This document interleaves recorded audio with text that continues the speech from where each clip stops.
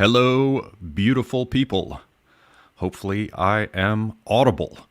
I am putting together a chill stream today, and hopefully, we'll have a few guests dropping in. We have one waiting in the wings, one more expected, perhaps a further one in about an hour. We'll have a hard cutoff at 5 p.m. Eastern Time. That's about 3 hours from now, because Woes' Ask Me Anything stream, which will cap his excellent Millennial this year, will be starting this time at that time. So we will, the royal we will be asking everyone to roll over there and check it out, and definitely take a look at the various excellent guests. I appeared over there, as well as a number of people from Academic Agents crew, and many of the folks who are over there more regularly. Morgoth had a great appearance over there. Blackpilled, Frody, lots and lots of people. So it was a great Millennial, and hopefully you folks will head over at 5 p.m. my time, 3 hours from now, to check out Woes' live stream. Otherwise, the general shilling stuff is in effect, other than saying Happy New Year to everyone. I do want to ask everyone to follow my channel over on Odyssey.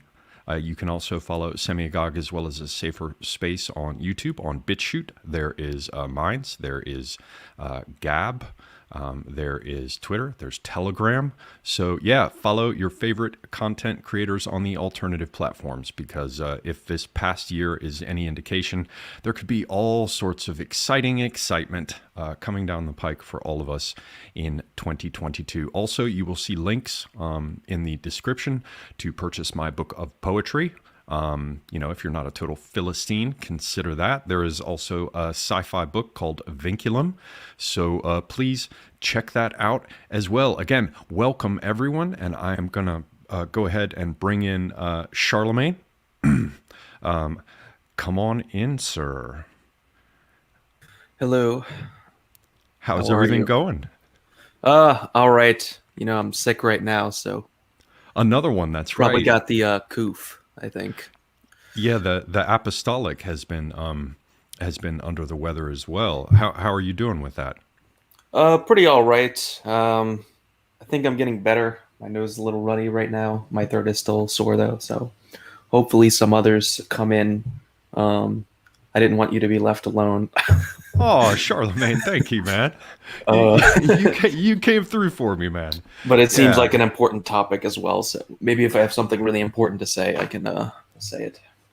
Well, yeah. I can keep this going. Your simple presence is such a shot in the arm. I think what's happening is a lot of people are drinking their way into New Year's Day, or they are recovering from having done so last night. And yeah, a bunch of people have been smacked with the coof.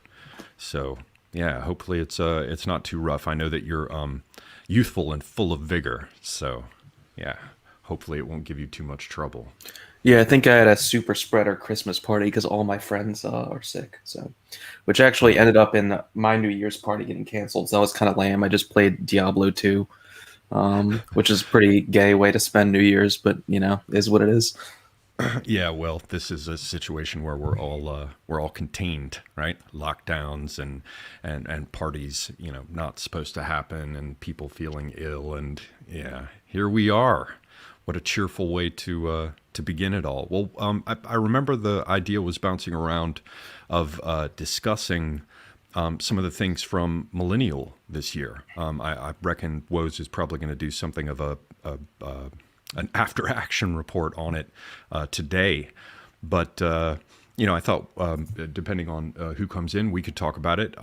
Don't feel like you have to carry all the weight. I can definitely do questions from the chat as well.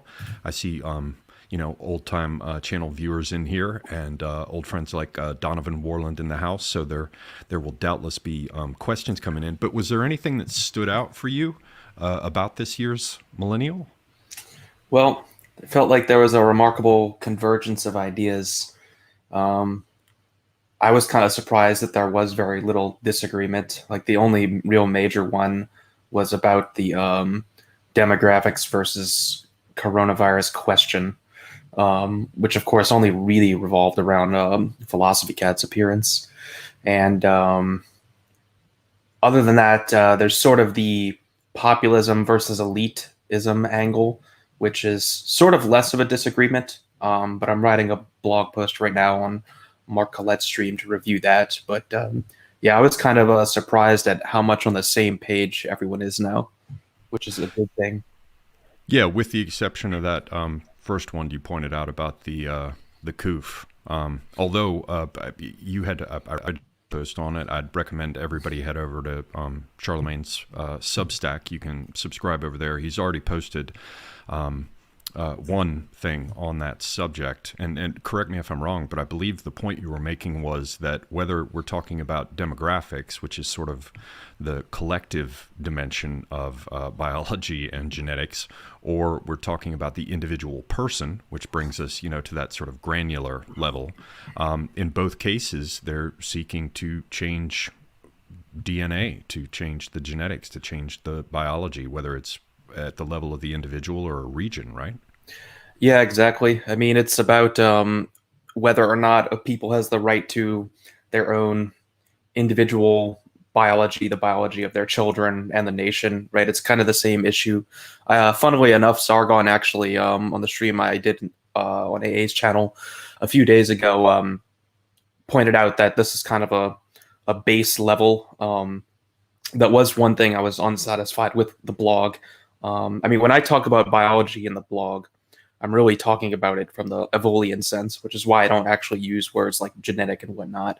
And I think there is a higher level to this, but I kept it just at the baseline biological level in order to avoid any like esotericism that people might have a problem with. But Right. yeah, I mean, these look like the same issue to me. It's all about whether or not you have control over biology. Yeah, I noticed that, and it's good that you remind me, because in the stream with Sargon, if I remember correctly, it was coming down to the idea of whether or not race should come into the discussion, and I didn't feel like that point got made in a way that ended up with him actually hearing and internalizing it. But your whole angle on that was you were going to a more basic level of that, so that it didn't even have to go to the level of race or ethnicity or any sort of subjective determination about where to draw the line. You were talking about the most fundamental level of all. Yeah, this actually just reminds me of that clip of Morgoth absolutely going off, like, what was it, 2 days ago now on Yeah, that Millennial on was this great. issue. Yeah, there were like 3 moments like that in the stream. I kind of want to clip them because those were just awesome. But it feels good to have someone express the inner fury I think we all feel about this issue sometimes. Yeah, and he did. He was. I mean, that one got posted as being one of his most energetic. Um, what do you call it? Outbursts of dissatisfaction. But there were several in his stream where he was really just sort of.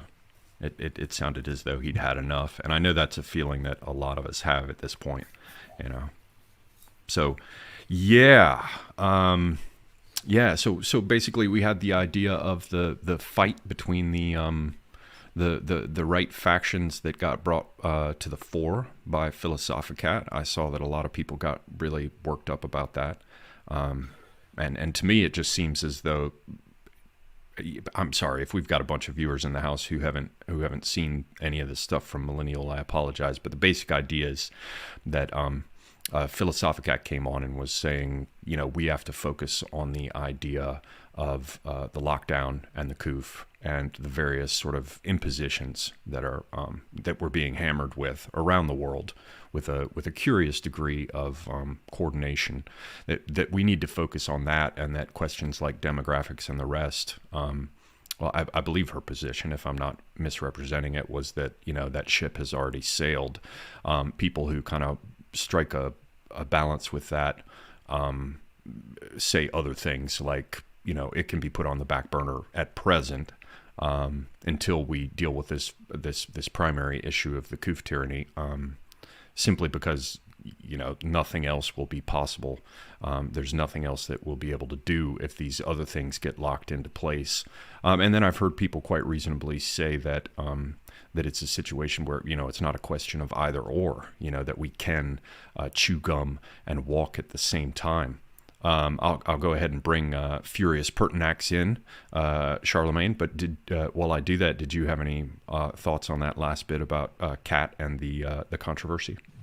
Yeah, I think it's really just an issue of priority and not like this weird view where we can only do one thing. I don't really know why people have that view. I had a post on this in my Telegram channel that it's really about priorities. Like the highest priority thing, maybe I spend 6 days out of the week on it, and then the secondary one, maybe 1 day. But it's not like one of them is being ignored. They're just being rank ordered, and the rank order could change too, right? So. Indeed. Well, Furious from Australia, welcome, sir. I understand that, well, first off, Happy New Year. I understand down your way that some particularly spirited or screwed up people are setting fire to themselves in protest. What's all this then? Indeed, of course. Thank you, Semi, and hello, Charlie. Happy New Year, gentlemen, and Merry Christmas for beforehand. And indeed the same to everyone who's watching. Yes, Merry Christmas, Happy New Year, and yes, for Semi, I think I was link. Uh-oh, you seem to be going in and out, Furious. I mean, in the bad way. It seems as though your connection is dropping in and out. Let's see if it comes back. I don't know if you have a Wi-Fi versus cable option as well, but let's see if I can hear you now. Oh no, there's some sort of a transmission interdict in the outback. How about now, Furious? Oh no. Well, we'll have to see if he can sort that and come back in. Hopefully he can, because I'd like to hear what the hell is going on down in Australia. Well, in the meantime, while we're waiting for him, Charlie, was there anybody else who stood out for you this year in terms of the folks over at Millennial, in terms of particular appearances that you thought had some really good material or good points made? Well, some of the formal journalists, I guess, like Delingpole and UK Column, and Traditional Britain, I think is the name of the group. Those are all really interesting podcasts. The UK Column guys really know their stuff in terms of the organizations behind the ruling class and like what their responsibilities all are. And I learned some interesting things in that stream. So that was a very good one. Delingpole was very interesting as well.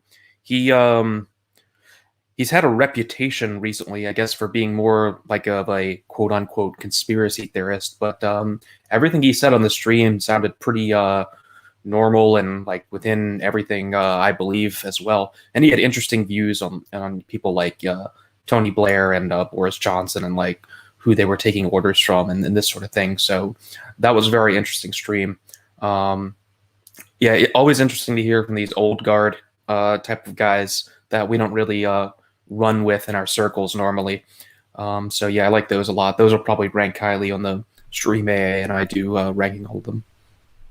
Yeah, I really liked that UK column stream. For people who haven't seen it yet, as Charlie said, it was several guys, 3 if I remember correctly, who've been sort of doing their own alternative news source deal for quite some time.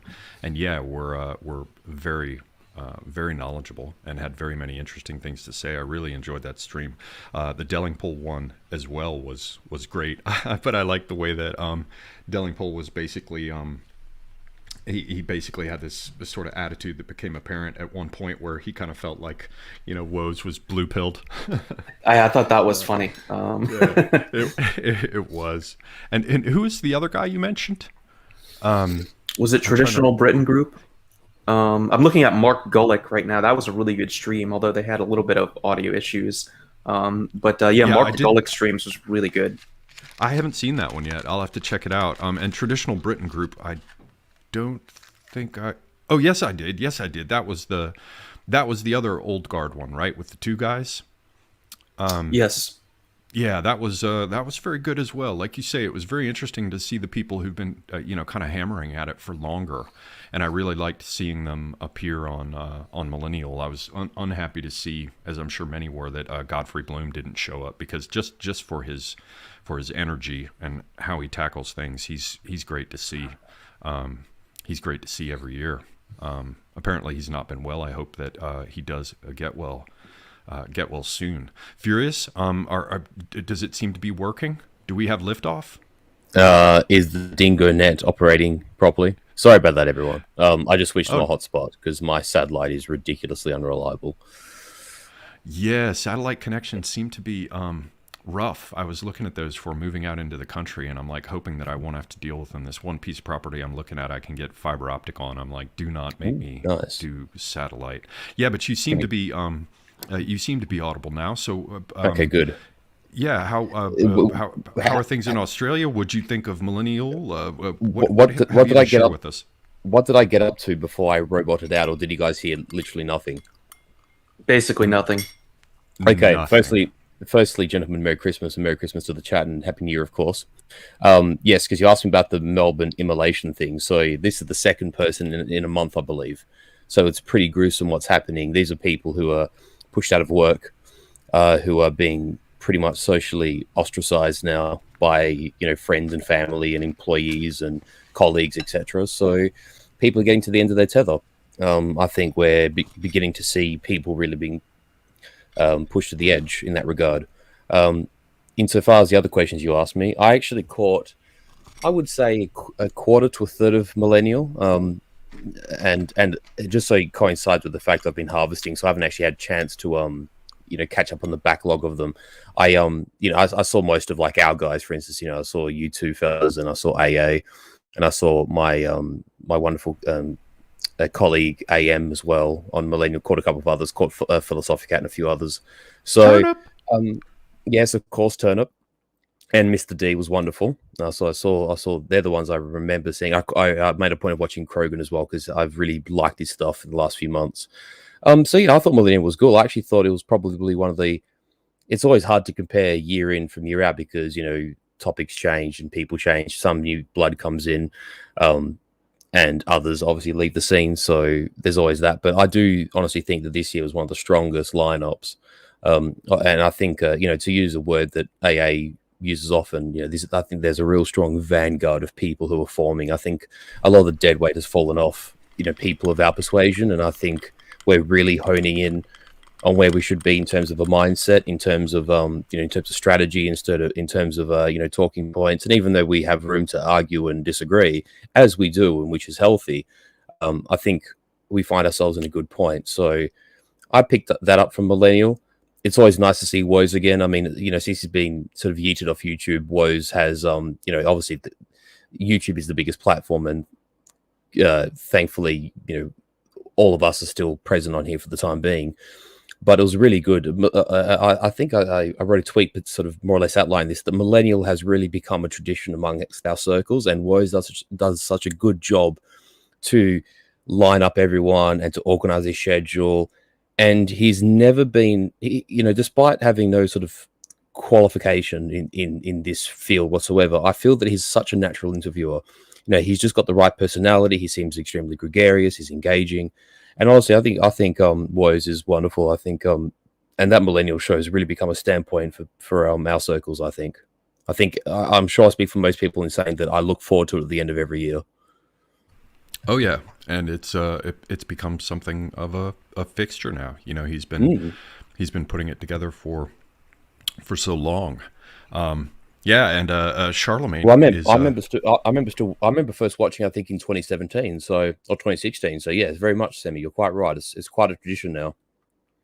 Yeah, I think he's been doing it from 2015, as he said, and I think maybe 2018 was my first year. It might have been 2019. I can't remember, but yeah, I've been back when I had no idea who Semi Gog was. Yeah, well, I still have no idea. So yeah. So were there any issues raised in the course of this that you felt like were important that could be hammered out further or further explored, in terms of the folks that you've seen thus far? Furious. Probably not so much. Well, I suppose AA did go on about this. That was kind of the main thrust of his appearance on Millennial. But I think right now it might not. Because I did rejoin the chat just as Charlie was talking. I sort of caught the end of what he was saying because you guys were talking about the Philosophicat appearance and this sort of drama about whether you use the phraseology about walking and chewing gum at the same time. And sort of, I agree that we don't have to be monotopical about things, that we can engage several things at once. I also think that we shouldn't spread ourselves too thin and trying to win everywhere. And, for those who understand basic military principles, if you try and defend everything or attack everything at once, you'll achieve no objective. You'll only diminish your strength. So I think there's a middle ground there between, we don't have to focus on one thing solitarily at the same time, but inversely, we can't be too thinly spread out either. That said, to answer your question, Semigog, I think the main thrust that AA was pushing in his chat with Wozy was Boomer Truth. And I think, if I remember, Charlie might have been talking about this recently, about how sort of, or was it Oron? I can't remember which one of you two. I'm sure it was you, Charlie, that this COVID scenario and the sheer discontent and the sheer lack of trust that people have, the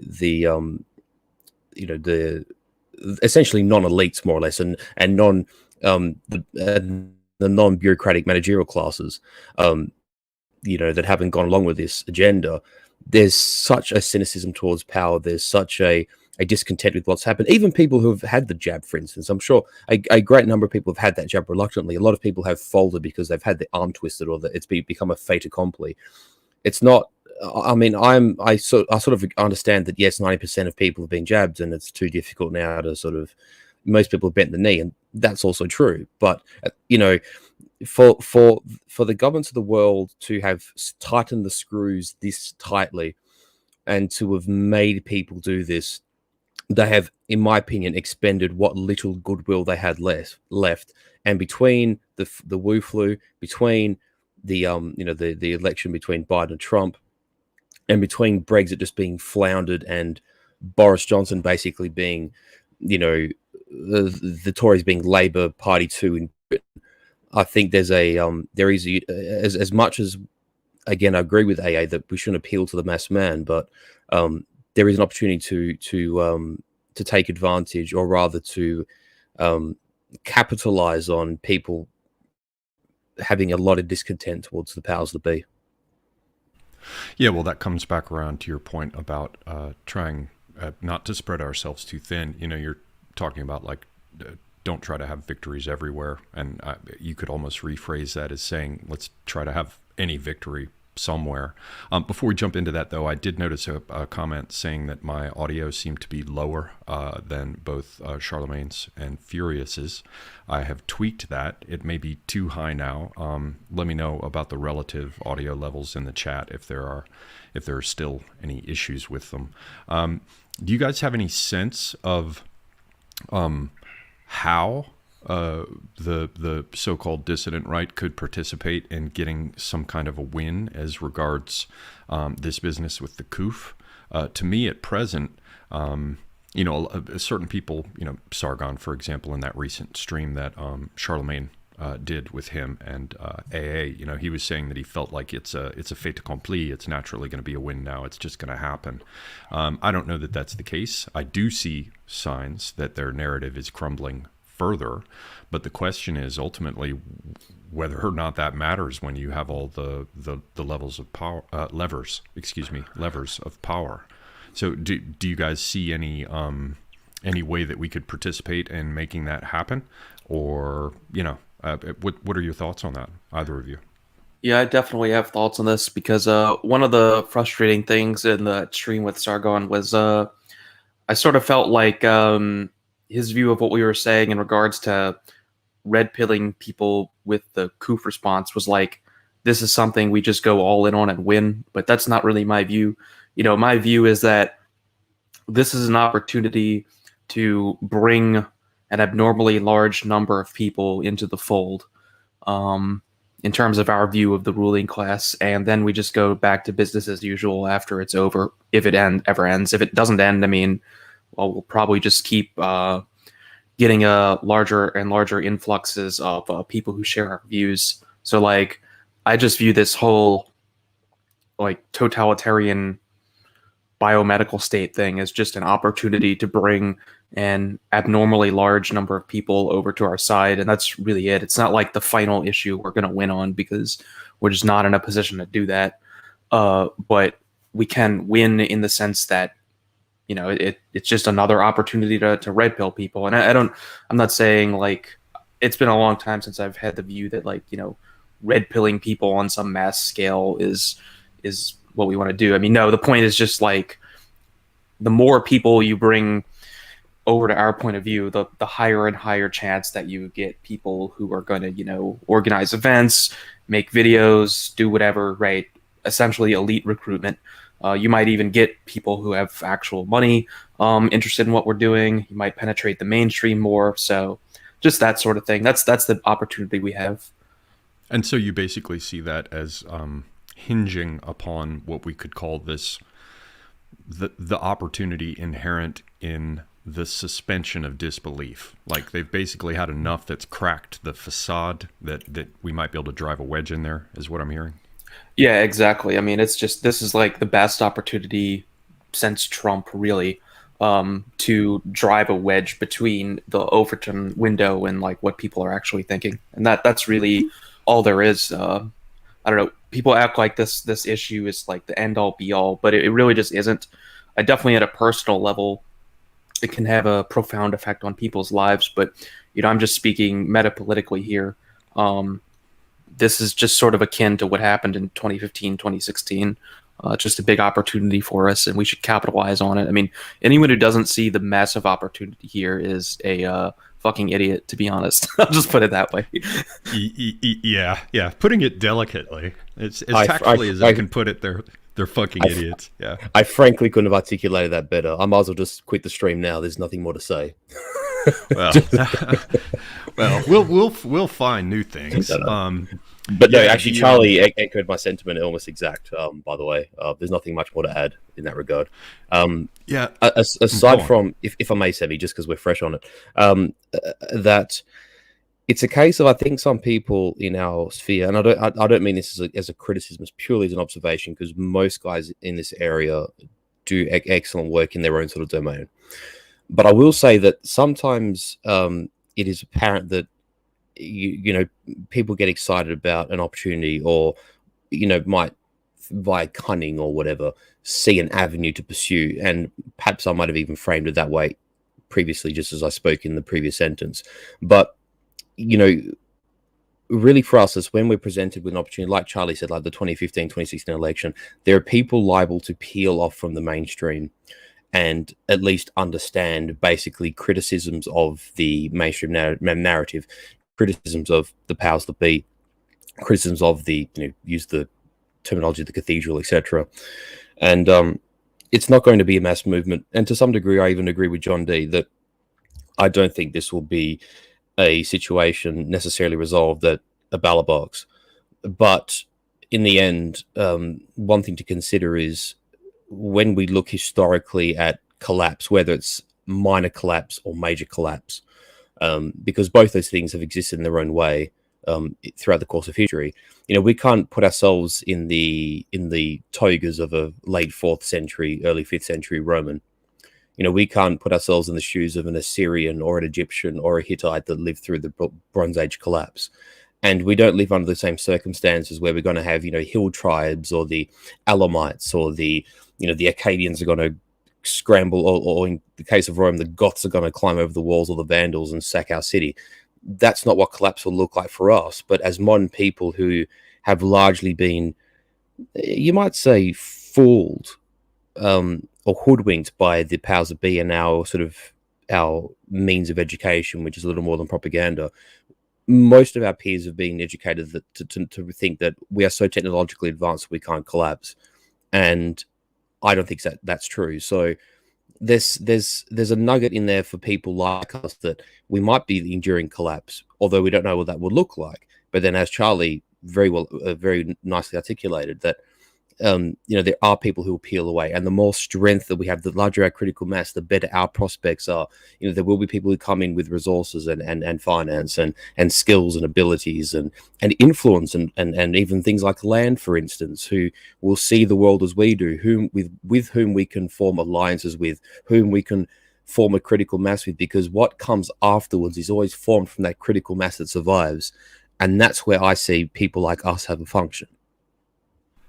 I would say there's a lot of truth to that, certainly.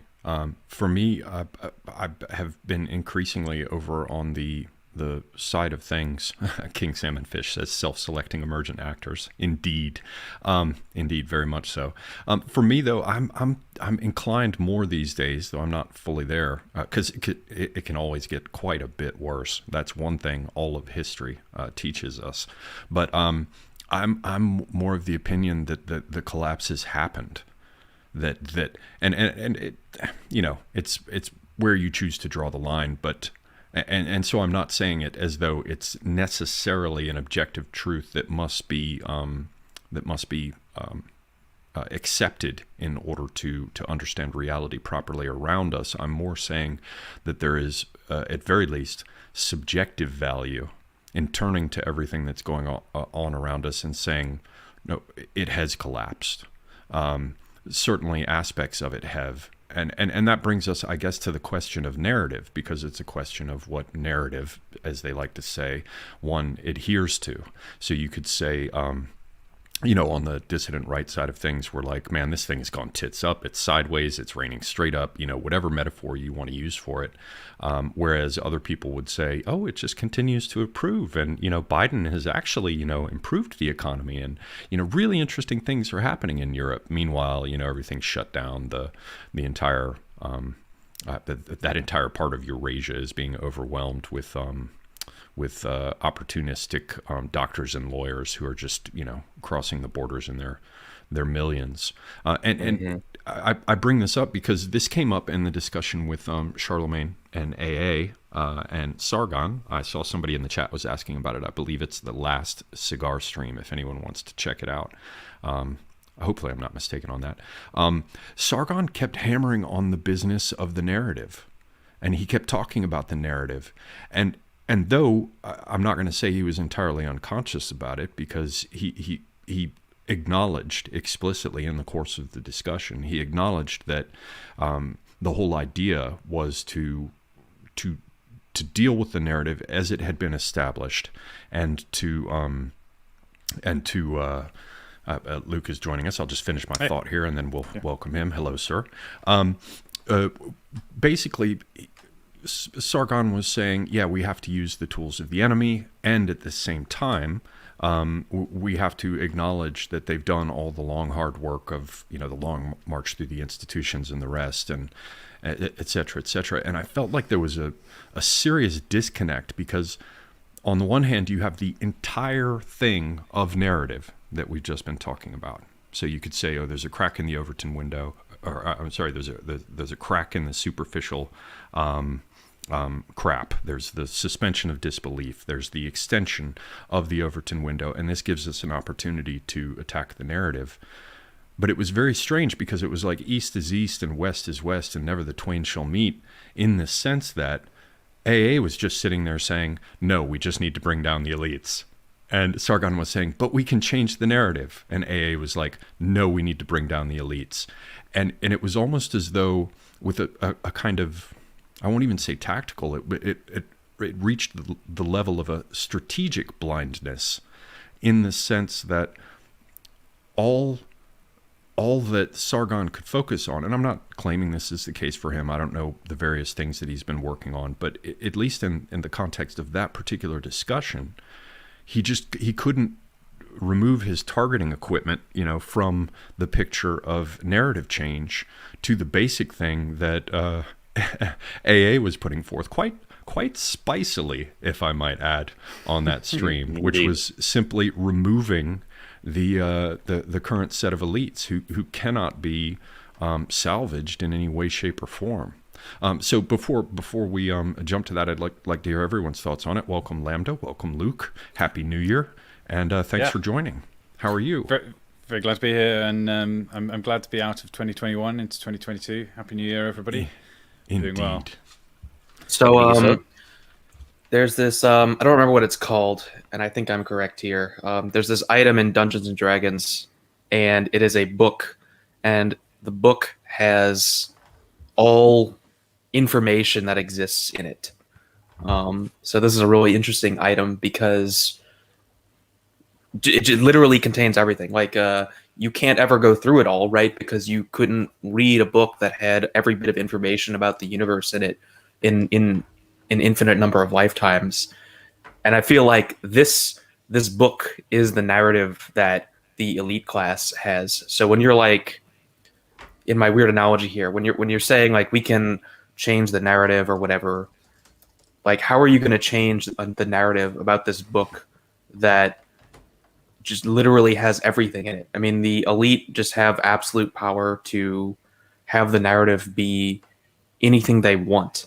So I don't really understand how you sort of rewrite this impossible to, like, then when the power of the opponent's narrative is so strong, like what ability do we have to actually change it when they can literally just flip through this book and say, okay, this is the new narrative now? Like they just have an endless ability to alter what people are expected to believe, and like we're supposed to engage in this process somehow. Like it's so lopsided, it doesn't make any sense. It seems like Sargon still thinks that we're fighting a symmetric battle where both sides can use the same tactics, which just isn't the case. We are going up against people with tools that we don't have access to, so we can't repeat their tactics and expect it to be effective. And as we've seen in recent history too, like say with Trump taking office, sorry about that, Luke. But he takes office and they won't let him touch the tools. You know, even if we win in inverted commas, they're not going to let us touch their tools, even if we achieve power. In that kind of context. So you're right, Luke, and you're right. You're both you and Charlie correct. So I just thought that was an important example. And here I have been over here looking in the Dungeon Master's Guide for the book. I'm like, could this be the Codex of Infinite Planes? Is this the Tome of Understanding? I think it's from a later edition. Yeah, it sounds similar to the Library of Babel, that idea from Borges, which is a library which contains every possible book. You can just go and hunt it. It already exists somewhere out there. You could just do this electronically, right? You could produce every text file up to n characters, just systematically have them all on a hard drive somewhere. Yeah, I've been to that website, and it's like when the enemy has a toolbook this powerful, like what are you going to do to rewrite it? I mean, they can literally, like, imagine this book, except not only does it have all information in it, but they know how to index it and go to any point in the book and get exactly what they want out of it. Like this is just the level in this weird analogy that they're operating on as compared to us, where go ahead. I don't want to cut you off. No, that was the cutoff. Well, I want to just add, if I may, Luke. There's an interesting thing here, and I'm gonna roll out my dog and pony show now for the stuff I'm working on. I'm constantly talking about this idea, and I talked a little bit about it during my stream on Millennial this year. I'm constantly talking about this idea of the text and word-based reasoning and people who control what I call the Scrabble babble.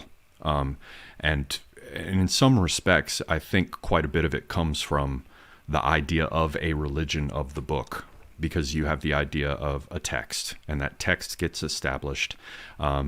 And we see in a number of traditions, we have the idea that these words come directly from the gods or God, depending on what particular tradition you're talking about. And inherent in that, you have the idea of whether you're going to take a conservative approach, which is sort of a literalist tradition, which is the idea that the religious text that you're looking at means what it says and says what it means. And that it's as simple as reading the text, and it doesn't require a great deal of interpretation. So you've got a major sort of division going on there with the Protestants versus the Catholics, the idea of a priesthood and a text that is accessible in Latin, but that the laity, speaking the vulgar tongue, are not going to have access to, so you need a special class of priests in order to interpret it. The Protestants come along and say, no, put it in the vernacular because God's word will shine through, and it's enough for each individual man to reflect upon that based on the connection that we all have through our soul with God, right? But you can even come at it from another direction, which is the idea of whether there is an esoteric interpretation. So like in Muslim traditions, you'll have the idea of ta'wil, which is the idea that there must be an authority who is capable. Ta'wil in Arabic means something like a leading back to its origins or to its roots. And so it's essentially kind of religious hermeneutic. I can never say that word right. I feel like AA now. Hermeneutic. Yeah. Hermeneutic, yes. So you have the idea that it must be interpreted in some esoteric fashion, and that can go pretty far afield, especially when you start looking at, in the old days, letters and numbers. Letters were used as numbers, beyond kind of the idea of Roman numerals. So in Greek or in Hebrew, a given letter had a given numerical value. So as many of you might know, you've got this idea of gematria, where you could, total up the numerical value of a given phrase and find a hidden correspondence in the text. So I've talked about the idea of whether you can understand it as it was plainly expressed or whether or not you need special interpretation. I've talked about the idea of the esoteric interpretation. And then there's also the fundamental idea, again, all of this by way of setting the stage for my own approach here, how we can step outside the narrative, without necessarily having to do as AA was getting dangerously close to suggesting, which was, pitchforks and torches in the streets. You've also got the fundamental idea that we see from linguistics about arbitrariness that I'm always talking about.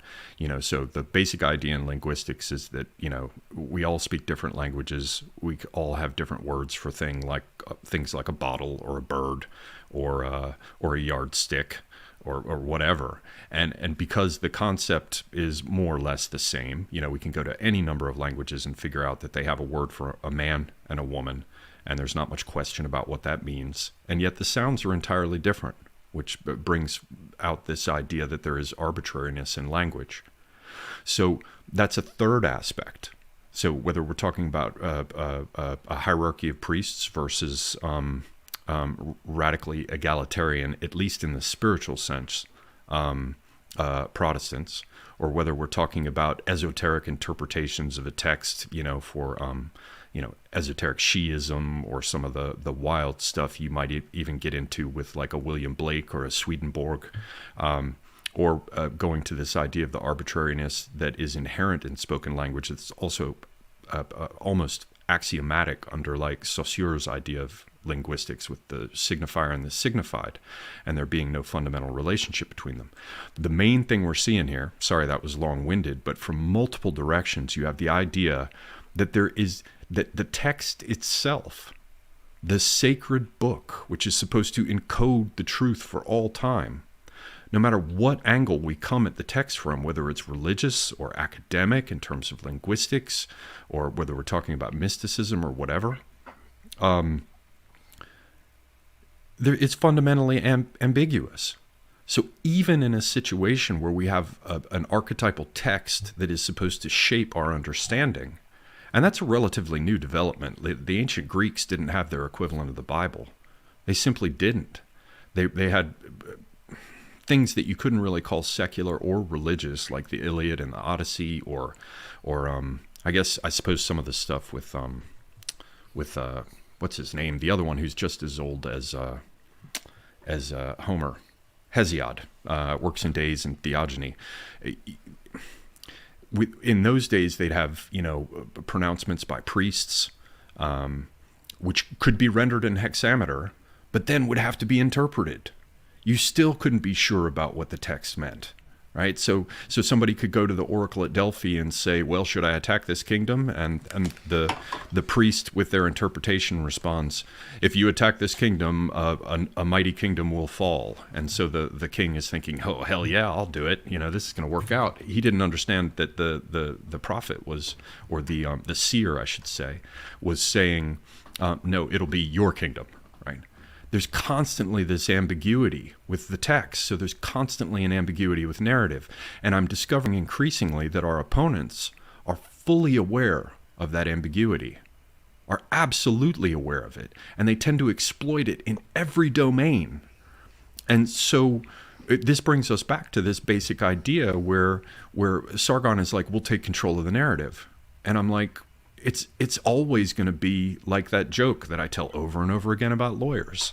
Because the law is supposed to be as clear as possibly can be. Any legal document that you sign is going to have definitions attached at the end, and it's going to have common law precedent going back centuries, and you're going to have law school to teach you how things must be interpreted. And yet, even with all of that care, the centuries of concern about something as fundamental as law itself, leaving aside religious texts. And it's the joke I always tell, the guy who wants to, hire a lawyer to answer this difficult question. And so he brings different ones in and he says, what do you think of such and such? And the first guy says, well, the Supreme Court says so-and-so. And the guy's like, get out of here. Brings in the next dude. The next dude says, well, according to English common law. And the guy's like, get out of here. Finally brings the last lawyer in and says, what do you think of so-and-so? He locks the door. He shuts the blinds. He walks over to the guy, leans in close to his ear and whispers, what do you want it to mean? In a situation like that, bearing in mind that we're enjoined by very important old religious texts not to build our house on flaky sand, but to build it on rock, what then is the value of seizing control of a narrative that can just be turned around again and again and again? We were always thinking that we have to change the system. We're always thinking that we have to institute some new set of controls. And I'm increasingly of the opinion that no, what you need to do is ride tar and feather the people who are a problem and ride them out of town on a rail. It's like, do we really need to change the narrative? Do we need to change the texts? Or do we need to ride the problem people out of town on a rail? Because it's always... there's always going to be that ambiguity that's subject to exploitation. So instead of trying to build a structure that cannot be perverted, and I'm still waiting to see what that is here in manifestation anyway. Maybe in the kingdom of God, it's a different thing. But given that this world of man is always subject to perversion and twisting and torturing things that should be clear, is there a way out of this that doesn't involve recourse to the text and narrative and the rest, and yet, and this is what I must underscore entirely, and yet doesn't have to drop all the way to the level of direct violence? And that, and I'm not going to go much more into this, I'll open it up for other people to share their thoughts because I'm not done with my own work, but that is why I'm looking at this idea of writing as something that comes before speech, because we can see how they're exploiting ambiguity in things outside the realm of speech. Just look at fiat currency. They're like, let's move it off the gold standard. What happens to fiat currency when it's moved off the gold standard?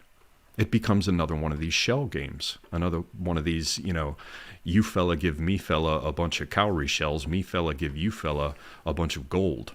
It becomes another one of these games. So that's my particular angle, which is to say, I don't know what value there is in trying to take control of the narrative, because Charlemagne and Furious pointed out that they have already overwhelming control of the text. And the text is ambiguous in any sense.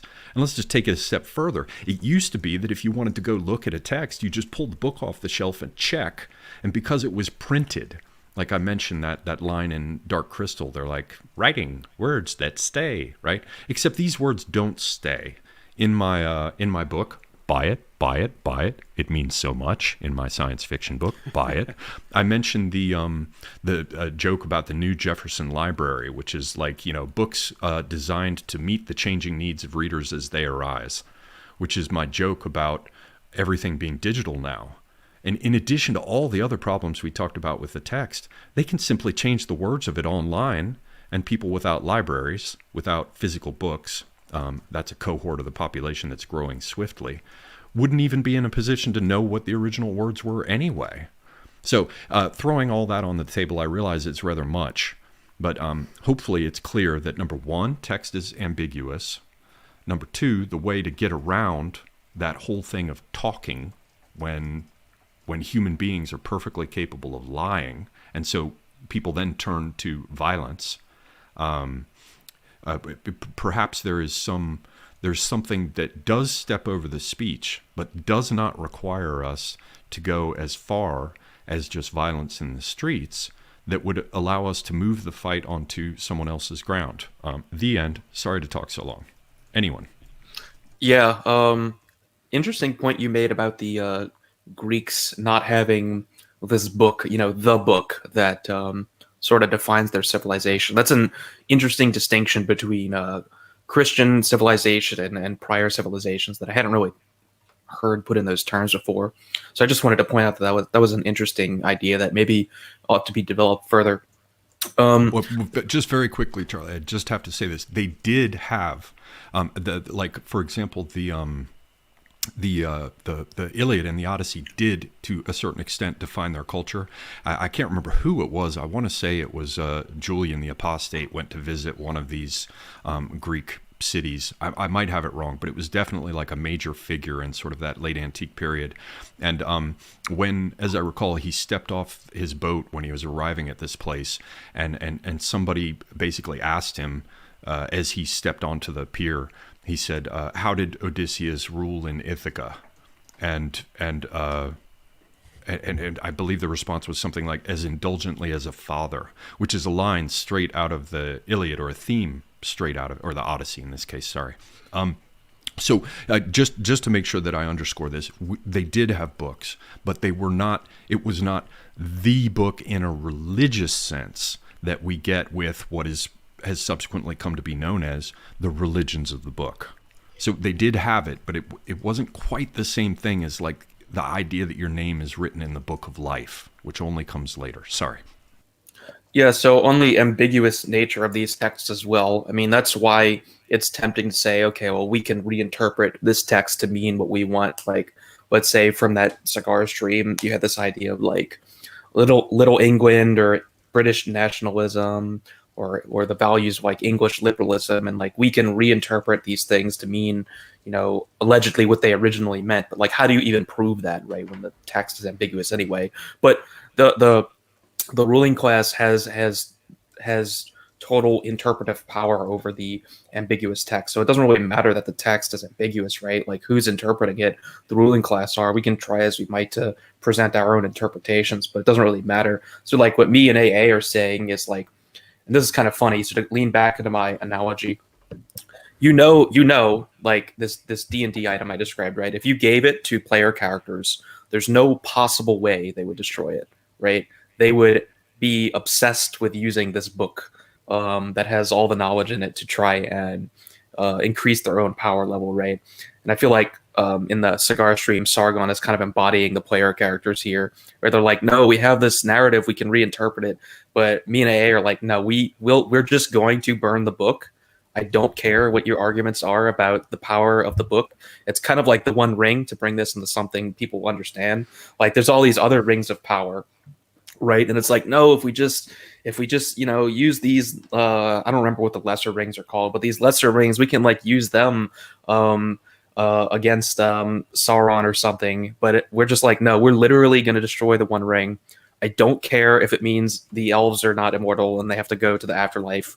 I don't care what parts of our culture the elite have inextricably, in their labyrinthine way, tied all these things to. We're just going to break it, and whatever the consequences of that are, so be it.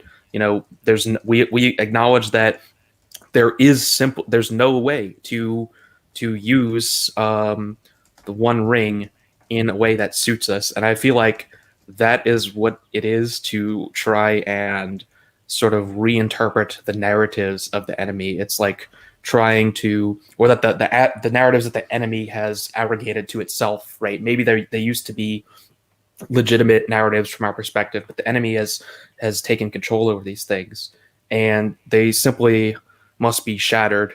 And that's really just our perspective, is that this device that the elite has, we want to shatter it, period, come what may, the consequences of that. So yeah, that's all I have to say there.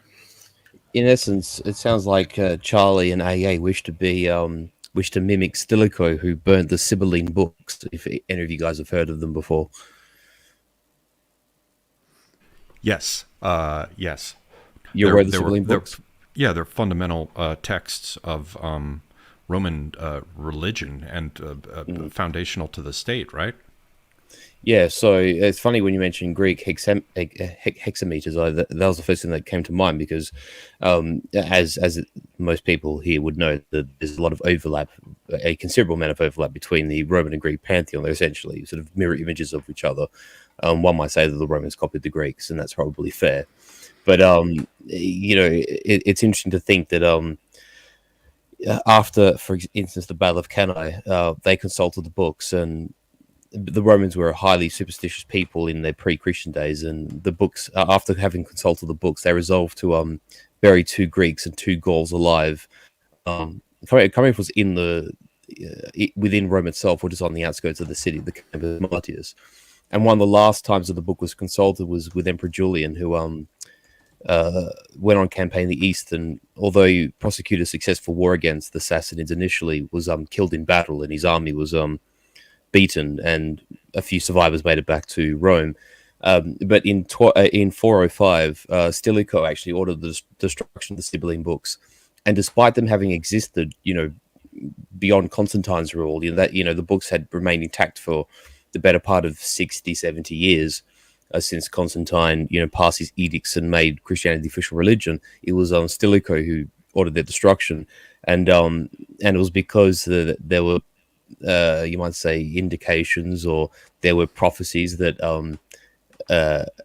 pertain to the fall of Rome. And for those who know their history, Alaric would then go on to conquer Italy after Stilicho was executed by the emperor. So you're quite right in saying that there's powerful themes that do run through these. Would you call them superstitions, Semigog? Or through these books? Yeah, this is also a good point, though, because it calls into question my assertion that there weren't books, which it seems to be incorrect. There are. You have the 12 tables, which is sort of like the core of the law, right? But the Sibylline books, you're quite right to bring it up, and it is a hole in the way I'm presenting this.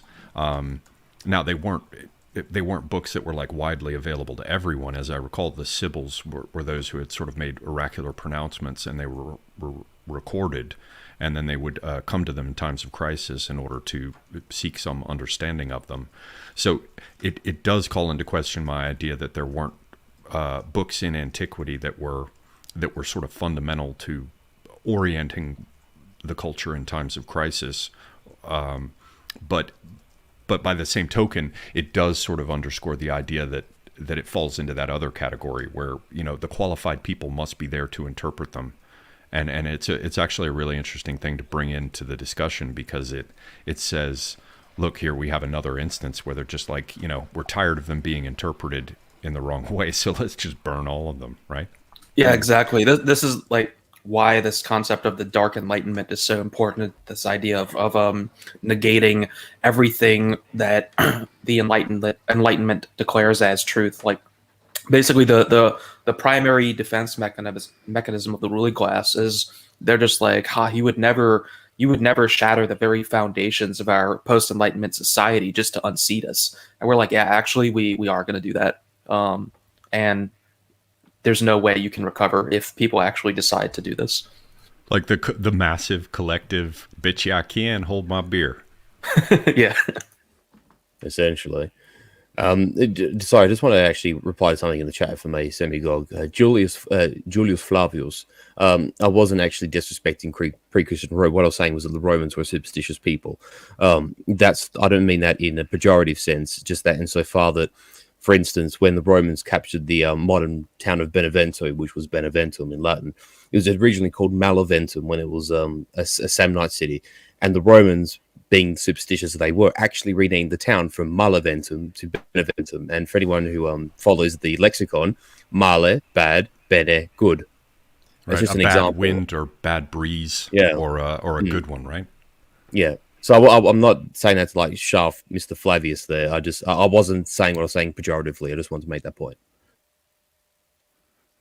I had a couple of thoughts on what you laid out, Sammy. Indeed. Go ahead, please.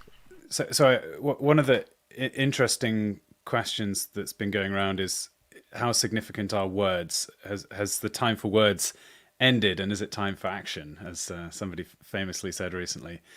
I think it's a mistake to imagine that we can ever get away from the importance of language, the importance of signs and symbols, and even you live most of human history in the realm of discourse, and at very few occasional times does it break through into direct action and conflict. But even during those times, it's ideas that are driving the action that's happening. I mean, some of the pithy sayings that capture this is like, the pen is mightier than the sword. I think there is this real truth to that. Now, there's been this question on the left of how come we have an alliance between postmodernism and Marxism. And the way I see it is that postmodernism is the tool and Marxism is the real objective. So the value of postmodernism is that it breaks down a lot of the questions of language and lays it out like a toolkit, and you can do these things you were describing, take ideas that are powerful for your enemy and create confusion, redefine them, put new language out there which reframes discussions and gives you a more favorable positioning in people's minds. So all of those things I think are important to do.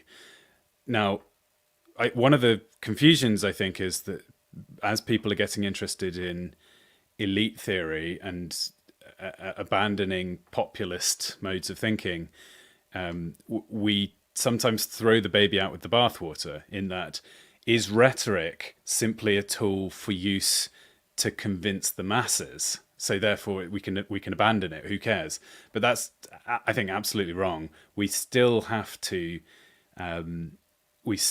convince one another within, even if we're not making a popular level movement, even if we're just having a core of tens or whatever, there's nonetheless this discourse going on. And part of what we're trying to do is lay out a map for ourselves where we have accurate language, effective modes of thinking. Because if our maps are the best fit for the real world, when we make our maneuvers and navigate, we will find ourselves being effective. We will take the most direct route, and actually, as the elites, the current elites, are laying out this web of lies, they aren't going to be able to escape their own fantasy. They're setting these linguistic traps, but I think it's inevitable that they will become weak because they'll fall into their own mistakes. That actually it's our strength to find truth. And that's where I thought Charlie and AA's earnest interest in the truth is so much better of an idea than Sargon's narrativization. Because Sargon was saying, who cares whether these are facts or not? It's not going to be effective. But we need to know the truth to be effective. So there's a bit of a gambit in return.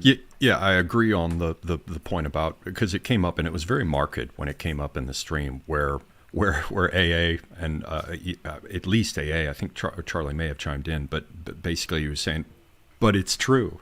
And Sargon was basically saying it doesn't matter because people won't be willing to accept it. And that is, the truth value of a given hermeneutic is is fundamental. It's that old thing of, it's the definition, whether it's true or not. The definition of insanity is to keep trying the same thing even if it doesn't work. If you've got your map upside down and you think you're heading north when you're heading south, you've got real problems. But I would attempt to push back constructively on what you were saying about the pen being mightier than the sword by sort of reframing it. Here I am reframing the words, see, an illustration of their fundamental ambiguity. But the idea is that there's a writing underneath writing, which is much more fundamental, which is a writing that comes before spoken language. And in that sense, I would say that the pen is mightier than the sword because it's how people orient. It's, if you think of the physical environment around us as what I called in a poem once, the plane of page, the way in which animals mark their territory is how they organize themselves socially. So I often talk about like animals patrolling boundaries and leaving scent marks, and scent marking, for example, resources, or how they're more inclined to defend the center of their territory, which they only understand in terms of having sort of a functional memory insofar as they have accumulations of scent marks. You've got the idea that there is a more fundamental writing that directly relates to orientation. For ants, they basically head out from their nest and they leave these little formic acid trails. And what happens is they head out to an object, and then as they're heading back to the nest, with whatever it is that they found, they take their own route back along the formic acid trail they left leaving the nest. Formic acid is basically like this peppery thing. It's why ants can taste like peppers. If you're ever in a survival situation, you can use ants as a kind of spice.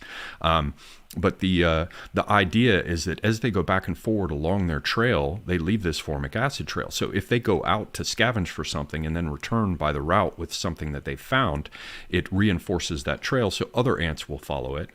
And then as a consequence, the formic acid trail will be even stronger, and so many ants will begin to follow it. So it's kind of like that thing where you've seen how ants have come in under your screen door or through a window, and you see that they're all marching along this trail. It's because one ant went out and found something along that route and came back. In that sense, there's a type of orientation that is writing. It does apply to the realm around us, and it directly serves for orientation. And yet it's entirely non-linguistic. And the last piece I'd throw in there, just to sort of wantonly be the guy coming in and saying, I'll come from another angle. Look what happens if you are guilty of infringing on someone's copyright. If somebody writes a book and then I take it and republish it, yeah, they can do something about it probably. And they can go to court and sue me in civil court. It won't be criminal court. And maybe they'll win some money. But basically the powers that be are like, yeah, whatever. Somebody did a copyright thing, sort it out in civil court. Now, look at the marks that we use to orient ourselves in terms of wealth and the transfer of resources. They're absolutely ambiguous since our stepping off the gold standard. It's fiat currency. And if you really think about it, fiat currency is nothing other than a piece of paper with a mark on it. Nothing other, especially since it's been divorced from the gold standard. It's nothing. Literally, it's a tissue of nothing. You'll see people killing each other over, in a movie with a suitcase full of cash, when it's literally just sheets of paper with an arbitrary mark placed on them. Now, that is something that's non-linguistic, but it's a mark of value and of ownership and of origin. It's also in the sense that fiat currency is like a note indicating that a state is obligated to pay.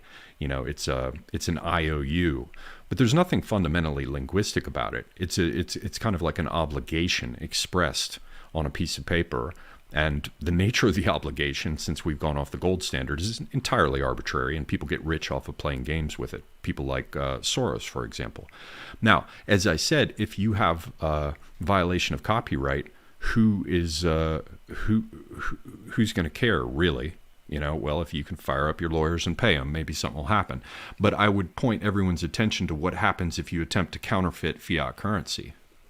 You're going to have the Treasury Department show up at your house with submachine guns, and you'll be arrested and carried in. Or look at the whole business of placing outdoor advertising. At the lower level, they'll be like, oh, post no bills, right? They'll come around and, maybe a policeman will stop you if he sees you stapling flyers up to a telephone pole. But they'll definitely get worked up if you start trying to put up a billboard in a place where no billboard is permitted. That outdoor advertising is just like a fundamental way within our culture that we mark our environment. And you'll find that the municipalities have codes and really, really tight controls over what can be placed as quote unquote outdoor advertising. So just a way of underscoring that maybe the pen is mightier than the sword, but the way in which we've always thought of a pen is something secondary and contingent related to spoken language, when there is a deeper level, an animal level, in which we use marks on the so-called plane of page in order to orient ourselves in our environment. And that's the part that I'm chiseling at. But thoughts, gentlemen? Once again, I've spoken too long. One of the things, of course, about a written text versus spoken is the time that it operates in. The spoken word is heard in a moment, and it degrades as people's memories fade. Written text is something you can go back to again and again. Now, maybe a video these days has a strange half-life between those two worlds, but the topic that you and Charlie were talking about earlier was the fixed text and the people of the book. Right, this was the term that that Muhammad had for Jews and Christians and Sabians, that they had this fixed text. In fact, in the days of the Old Testament, there was a king who had the entire scripture, the whole of the Old Testament, chiseled around his throne and on the walls, so that it would be very difficult for people to change it. So as well as having paper copies, you could take that paper copy and go to the wall that was up in public where everyone could see it and compare and make sure that nobody had tried to do a sneaky edit. And I think the power of saying, these are our texts, nobody has authority to change them, nobody has authority to reinterpret them, is like this profound conservative concept. I don't know what the solution to it is now that increasingly the ways that we store and transmit information are controlled institutions, and the people running them are making no secret of editing, suppressing, censoring. I've thought maybe there's a blockchain application here. Maybe it's the fact that we need to train our memories so that there's a much more old-fashioned approach to securing ourselves against the change of information. But to live in a world where there is no fixed text and everything's constantly up in the air is an awful situation to be in. Yeah, you've got the idea that they can change the interpretation, which, like you said, I mean, you're actually, you've covered a number of fundamental points in semiotics, actually, because one of them is, how do recordings qualify in this framework? Can they be conceived of as a kind of text? And then you've talked about the fundamental idea of institutions. An institution is something that stays and stands, and that goes back to Latin stet, right? So to raise something up. Even in editing, when you're marking the margins, coming from a family of editors, you'll mark stet if you've scratched something out, but then you want to indicate that you made a mistake, it should actually stay. They'll still mark in Latin in the margin stet, meaning stay or stand. It's like stead or steady, right? Or stand, as I said. And you see that fundamentally with the idea of a text being raised and being intended to stay. So you see it, for example, with the stele, like the Code of Hammurabi, or you can see it with Solon putting his laws on rotating cylinders, subject to the review of the populace if they wanted to come and check them. The 12 tables, if I remember correctly, I may have this wrong, Furious would probably know, but I believe they were on tablets of metal and were kept in some special place to be cared for. But the odd thing is that by raising something, you make it visible at a distance and it becomes a landmark. And I think we see in that a sort of echo or reprisal of the fundamental idea that the first writing is something that was intended to serve as a point of orientation. So I think we have these elements all tangled together. I don't want to stay too long on this theme. It just happens to be my little pet baby I'm working on in anticipation of the upcoming event in February. But there is something to the idea that if we become cognizant of the areas in which they let us play and the areas in which we are forbidden any sort of diversionary pastimes, then we can see what actually matters. And so that's my thing about copyright and how that is enforced versus how, for example, a non-linguistic mark like fiat currency is policed, or, for example, how municipalities control the placement of outdoor advertisements, or, for example, the focus that we have seen placed by the opponents on things like toppling monuments. They're toppled, which means they no longer stand. They are knocked off of their pedestals. They no longer serve as the centerpieces. Like in New Orleans, where my family comes from, we had a place called Lee Circle. And in the center of Lee Circle was a statue of Robert E. Lee.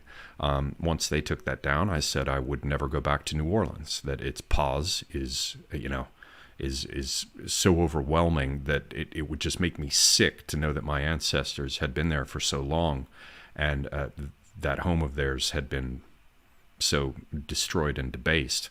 But so I think that there is some value, at least, and this is the takeaway I want everyone to maybe consider, that there is a way of going after the fundamental elements that affect our social organization that need not be this whole area of scrabble babble ambiguity and the reinterpretation of the words.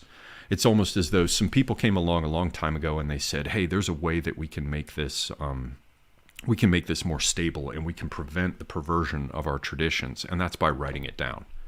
And we said, man, that is awesome. Let's go ahead and do that. If we've got parchment or tablets of lead or bronze or gold or whatever, where we've through repoussé or whatever, we've marked the characters on them, that's good. But they might not last as well. So let's carve it into stone itself and raise it. But we've seen again and again that because of the ambiguity of the text, it creates problems. And this is one of the things I was thinking about, Luke, when you mentioned the idea of whether or not we need to work on our own memories. Because there was for quite some time a classical and then a Christian tradition that actually comes out of the ideas of Plato. I think it was the Phaedrus, I'm not positive, but there's basically one where you've got the idea of Thoth and Thutis. And I believe Thoth comes to Thutis. This is a Greek understanding of Egyptian religion at the time, so it was a Greek perspective on it. But the idea was that the one came to the other and said, "Hey, I've got this great idea, which is writing." And the Thutis, the king, said, "You think that you've brought us this wonderful medicine and this cure for our ills, but I see it in an entirely different way. This writing will in fact cause our forgetting of everything, because we will not make these things a part of ourselves." And I've seen that with what we have going on around us, where everybody talks about it's the information superhighway. This was an old internet, an old saw about the internet, and it's like we're surrounded by information. I'm like, none of those things mean anything unless they've been internalized. They mean nothing. They're simply texts around you that you can then go point to. But as we pointed out, these days they can just change the damn text. And if they can't change it, someone will show up, insert sound of hands rubbing together and tell you that, your lying eyes have misinterpreted the text, that in fact means the exact opposite thing.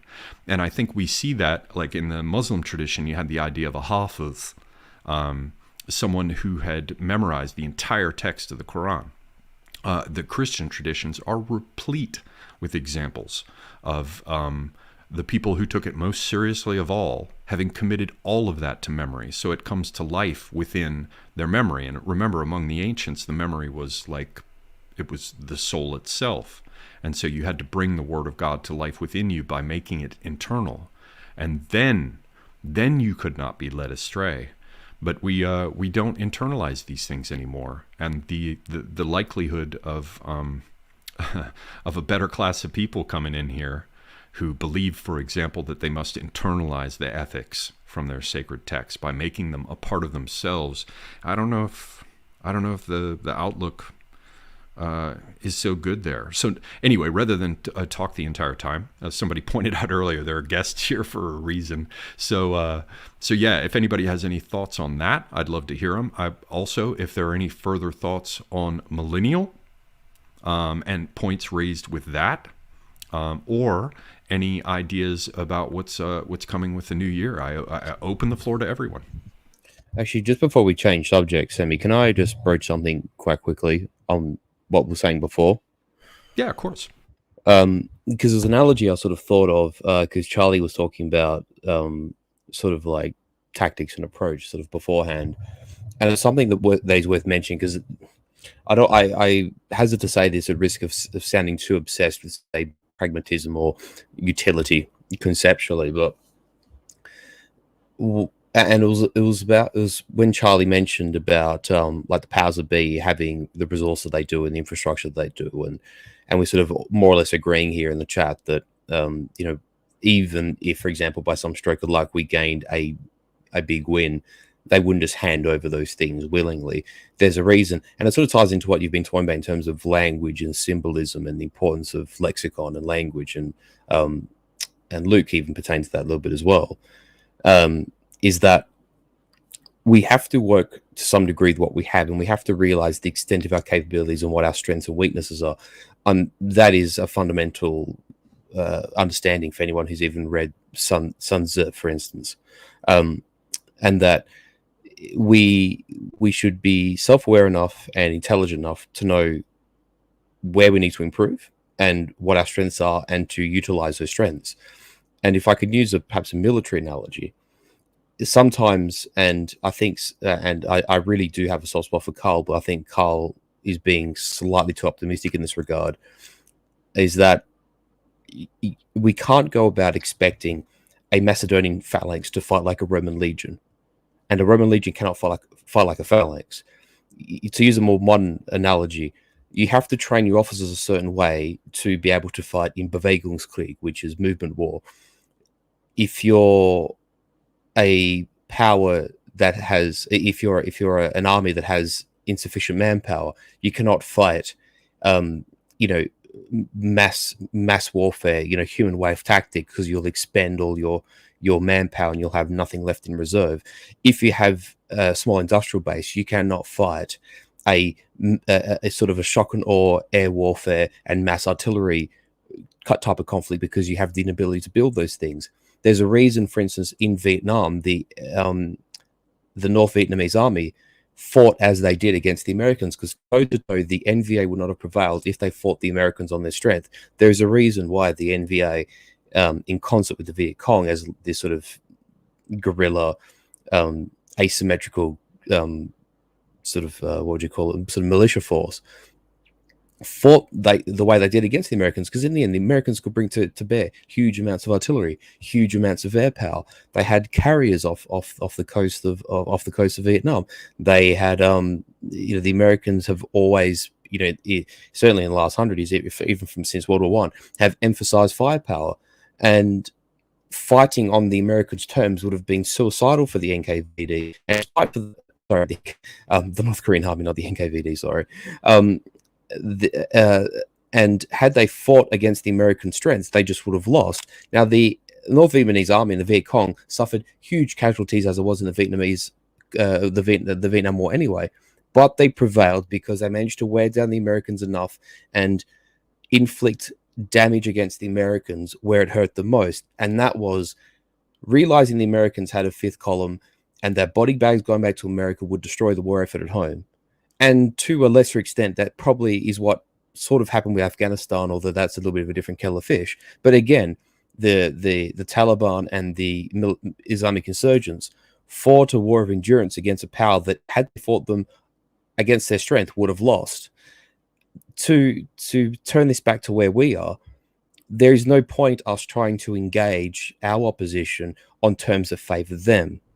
There is no point us trying to, like to use this Sargon analogy we've been talking about, just trying to be stuck within their frame and trying to fight on their terms. The moment you stop, I'm not saying that we shouldn't care because that's being careless, but the moment our opposition realize that the things that they think should affect us don't, gives us a degree of power. And we have the skills that we do, and we have the strengths that we do. And you guys are talking about the importance of truth and our fearlessness towards engaging with facts and seeing the world for what it is, and living within and cognizant of the reality that we find ourselves in, which is the absolute opposite of the ideological left. I think we should keep that in mind, because I think sometimes people are like, oh, well, we just need to do this. But do we have the resources for this? Do we have the infrastructure? Do we even have the mentality? We have to take those things into account. And I just want to make that analogy before we skipped over this subject entirely. People might say I'm wrong, and perhaps I am, but I just figure that's something worth considering, because I do fear that if we go down the avenue of fighting on the enemy's terms, or fighting on territory that suits them, or trying to beat them at their own game, there's a reason why the powers that be have sought to do what they've done, because it has made them powerful, and it is, they control these attack vectors which they use against, their own countries and their own people. This is why they dominate in the media, they dominate in academia. They own the press, essentially. They own mass media. They own Netflix and Google and all these entities that they use to consolidate and lock down power.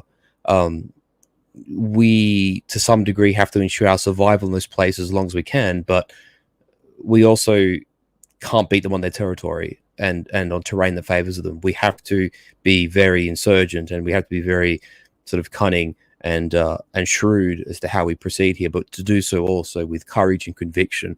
I think that's an important balance for us to reach. Yeah, find ground that they do not dominate. And I think the most important thing, like when we would do ideation, it sounds so grand, sessions where we sat around and tried to think of new things. The quest is always for white space. What is the negative space? What is the opportunity that we cannot yet see?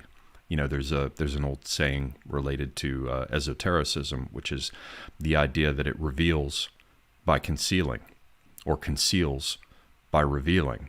And you have to bring your mind to another place where you can actually sort of be receptive to the opportunities that are present in the environment that you cannot normally see because of your habits of mind. So, my favorite pet pony, sorry everyone for putting you through it, is this idea of a different level of writing. But there are there are no doubt many other opportunities that we simply don't see because of our laziness. We're happy to follow the formic acid trails left by those who have marched about before us, like the collective creatures, they are like ants. And we see historically, this is something you will be well aware of, Furious, that whenever somebody has been conquered by another group, they tend to adopt their tactics. There's just no way around it. You've got the idea of the Chinese. It's one of my favorite examples. After they'd been hit by the steppe tribes so many times, they decided that they would fight mounted on horseback rather than just with the chariots. A lot of people don't know that chariots very likely came before properly mounted warfare, because the stirrup didn't appear until relatively late. And not to say that people weren't fighting on horseback before the stirrup. They certainly were for quite some time. But it seems like the earliest use of livestock in warfare with traction systems was probably chariots. And the Chinese had picked that up earlier, probably from steppe tribes as well. But once they got hammered by the Xiongnu a number of times, there's actually a whole record of how the Chinese introduced trousers, which are, of course, a mounted man's clothing. And you see it. You see it in many other places where people adopt the tactics of those who have previously conquered them. You see it with the Turks introducing European military reforms under, I can't remember who it was. It was 1830s, though. I think it's Mahmud, or it wasn't a Mehmet, but it was maybe a Mehmed. And you see it, for example, with the Japanese picking up Western warfare, right? And Western industrialism and the rest. So the temptation is very strong to adopt the techniques of those who have been victorious against us. And there is value in it. There's a reason that everybody does it. However, to adopt the tools already used by your enemy that's just table stakes. That's just being able to stay in the game. That's not winning. And so the most important thing that I would encourage everyone to do is to really sit back and think. Think about how a given thing can be done in ways that no one else has thought about it before. And, we've got lots and lots and lots of people on the so-called dissident right who aren't the big brains lost in their texts, focused on, their higher education and the rest. There are a lot of people who just through their native common sense understand that, forgive my language, but this shit is broken. And they're just sitting there thinking to themselves, well, how do we deal with this? And I would suggest to everyone that they have a sort of receptivity. From a Christian perspective, there's the idea that all of this around us speaks a truth if we could but see it. So you have like the old idea of like bestiaries of Christ, right? And the idea that different animals stood for different things. So you have the I believe it's the pelican that pierces its own breast, and the drops of blood spill out and feed its young, and it becomes a symbol for Christ, right? Or it's stepping outside the Christian domain. You have the idea of alchemy, and everybody thinks, oh, alchemy was just dumb shit. They were trying to make gold, and it didn't become worthwhile until we got to the idea of chemistry. But the fundamental idea of the first alchemists was that in looking at what happened, the natural features of things as they interacted, we could discern some deeper truth behind them that went further and was more important. And so a farmer looking at how grain is sown and then raised up and harvested, or people familiar with animal husbandry, or carpenters, all the way back to the most famous of them in our current day, can look at how a building can be put together that will stand versus one that will fall.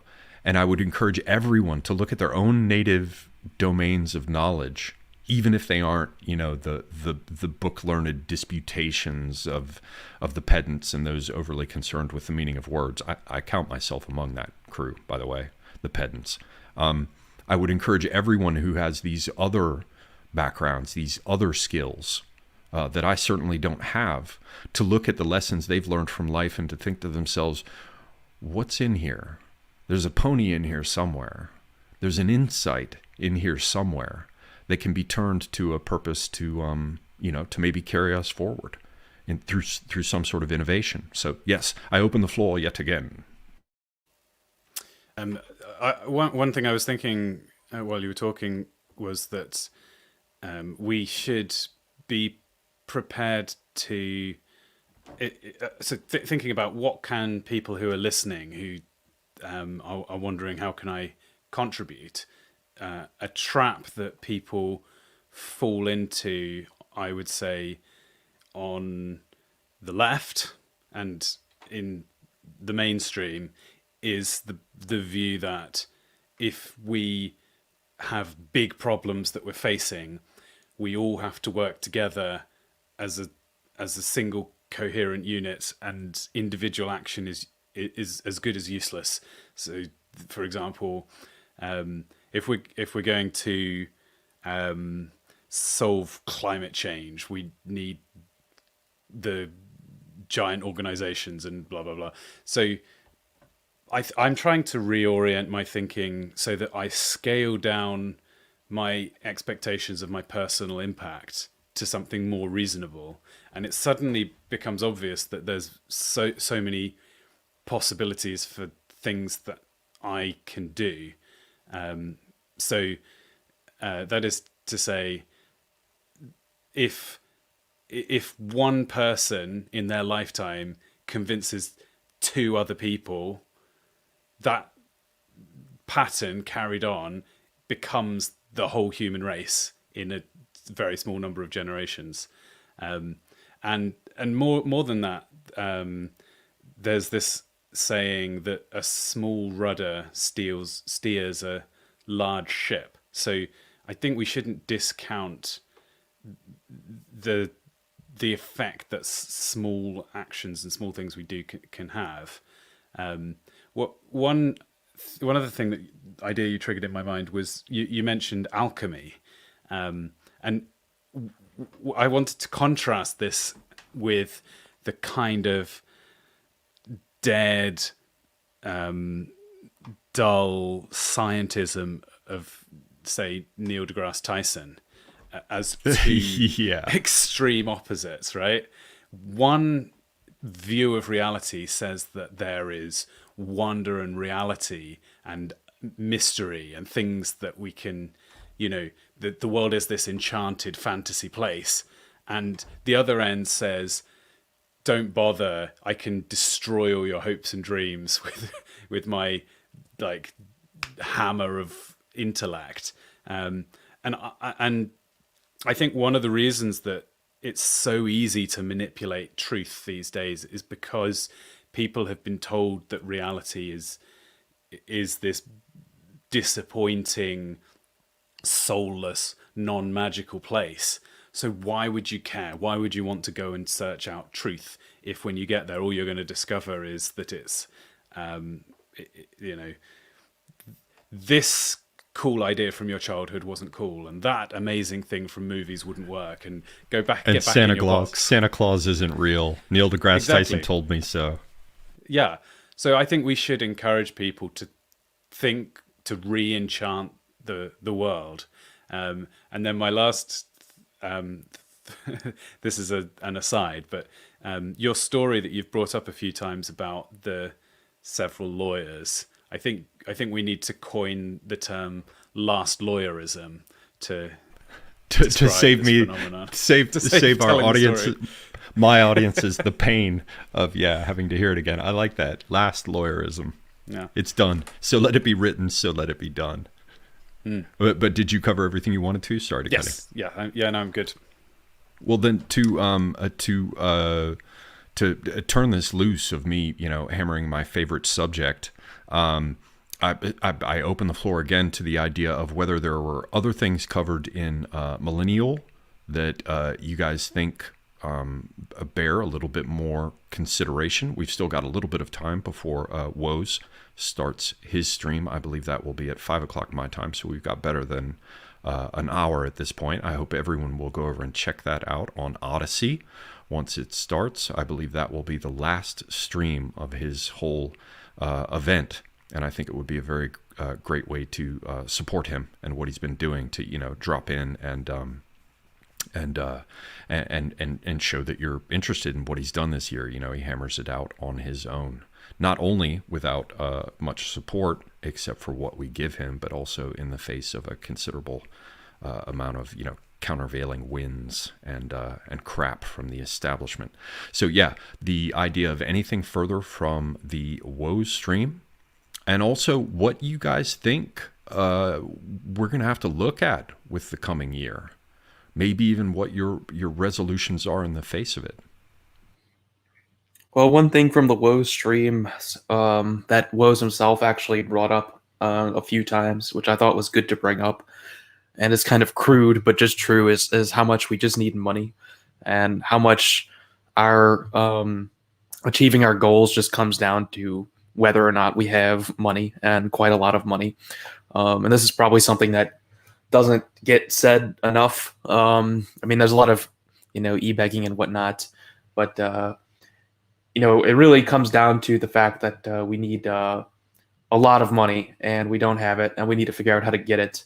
One thing that I found interesting that I learned from listening to BAP's podcast on Zamor is Zamor is actually backed by this billionaire who has his own news network that Zamor had a show on called C News in France, and it's actually not controlled by any conglomerate. He literally just owns the whole thing as an individual.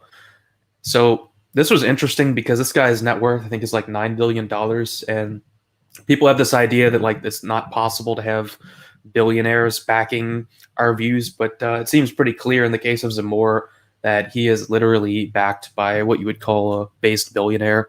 And it's definitely possible to have figures like this sending money to the right people. So, and yeah, the important, I mean, that really kind of is our primary goal, is to get millions of dollars from someone. And we can only do that when we have organizations, but this is something that's not really stated enough. Usually it's not stated enough by the people who are more populist. Like, at the end of the day, it doesn't really matter how far and wide you spread your message. You're going to need a lot of money to actually do anything. And you're not even going to be able to get that money just from like democratic means from your supporters, because, as we know with the wealth distribution in the society, it's like all at the top 1%, right? So it's absolutely necessary to tap into that. And this is why elite theory is so important. This is one of the topics that was debated a little bit in some of the streams. I'm particularly thinking of the one that I'm blogging on right now with Mark Collette, is like, we really do have to understand the necessity of knowing how elites operate, and the fact that we actually do have to interface with them, even if we think it's extraordinarily unlikely, because there is simply no way to get anywhere without that kind of money. I agree 100%. And there was I think it was on one of Millennial Woe streams. The point has come up in the past, though, and it is the idea that, okay, somebody showed up tomorrow and said, here's $1 billion, if you can tell me what you're going to do with it. And that comes down to the basic thing of a business plan. And I've been involved in that sort of thing. You better know I mean, you want to go to the bank for a loan. I mean, not that it happens anymore, but I don't know, 30 years ago, it was a reality where you're like, hey, bank, I want you to loan me money. And they're like, for what? And you're like, for this, my business plan. And then you put it in front of them, right? How many of us actually have a business plan? So, for example, I think Greg Johnson was talking about how he expects to be doing more with policy in the coming year, right? So in that respect, I think he has something to offer, or has framed what it is that is on offer. If you want someone to buy something, they have to know what it is they're going to buy. So how many of us have done that kind of work? I know some have. I'm certainly not saying they haven't. A lot of people have. AA is trying to put together, has successfully put together a kind of salon with the sharing of ideas, and he's promoting different thinkers at different times of the year. He's doing his academic agency type thing, right? Millennial is a yearly fixture now, and he's bringing in a whole range of people that otherwise would not all be talking together. And the value of that, I think, it's one of those things that's not really going to become apparent for a generation, whether or not it, obviously there's clear value in it at present, but I mean, in terms of the broader picture, we might find out that has repercussions that are quite broad. And then there's the idea of art, like Panama Hat is working on poetry. D has talked about art quite a bit. He's talked a bit about it with woes on Millennial. There are different areas that we can make things happen. We just have, and I mean, obviously, Luke, I keep wanting to say Lambda, needs to start his own feel monastery. Feel free to keep calling me Lambda. I mean, people seem to be now in a weird quagmire of not knowing which name to use. It just takes me to Star Wars immediately. Sorry. If you've known me as Lambda for over a year, then that may now be imprinted in your brain forever, and I'm perfectly happy with that. No, Luke is a mighty name, and I will make the effort necessary to head over into that direction. I've just known you as Lambda, but Luke again is a mighty name. Sorry about the Star Wars thing. It's a name that is obviously much older. Yeah, well, I mean, I also love Star Wars, but yes, Luke, the gospel writer, doctor, etc. There's much to say about Luke, but yeah, I think one of the other things, as well as the discussion about money, I think that has been a theme recently, and probably is something we still need to work on next year, I reckon, is establishing a clear shared understanding of who's friend and who's enemy. One of my observations from last year was that we put quite a lot of effort into agreeing that certain groups are enemy, which is a useful exercise to do. But I always think finding enemies is easy and finding friends is very difficult. So, and especially if you're doing the quite correct job of constantly filtering so that your cohort is small and solid and quality, you need to be always searching for new potential friends, and they may come from unexpected places. So that's one of the things I've got on my mind going into next year is keeping my mind open to where allegiances might come from that maybe I haven't thought of before. I agree entirely. And there's the old saying, between men of goodwill, all differences are small, and that's important. That's very important. And I guess this actually opens a different subject, which I think is worth taking a look at, which is the idea of, how do I say this? It's what's being framed in a dichotomous way as sort of populism versus elite theory. And the way it was put to me by my recently deceased friend Tim, I am in the beginning of my first year without him. He said, if anybody ever tells you that you have only two choices, put your hand on your wallet and back up. And I think that is very important, particularly from the perspective of dialectical manipulation, which is always about trying to highlight things as being a clear dialectic. So I'll say this fast. We have the idea that there's elites on one side and there's populism on the other. And to some extent that was part of the discussion with Charlemagne, AA, and Sargon. But I think it's important to understand that if you've got sort of the vast mass of humanity, at a minimum, what you want them to do is to stand back and let you fight it out with the other elite without getting involved, at a minimum. And it's quite a thing to get a wind in your sails, too, to take another Timism that he pulled from Mao.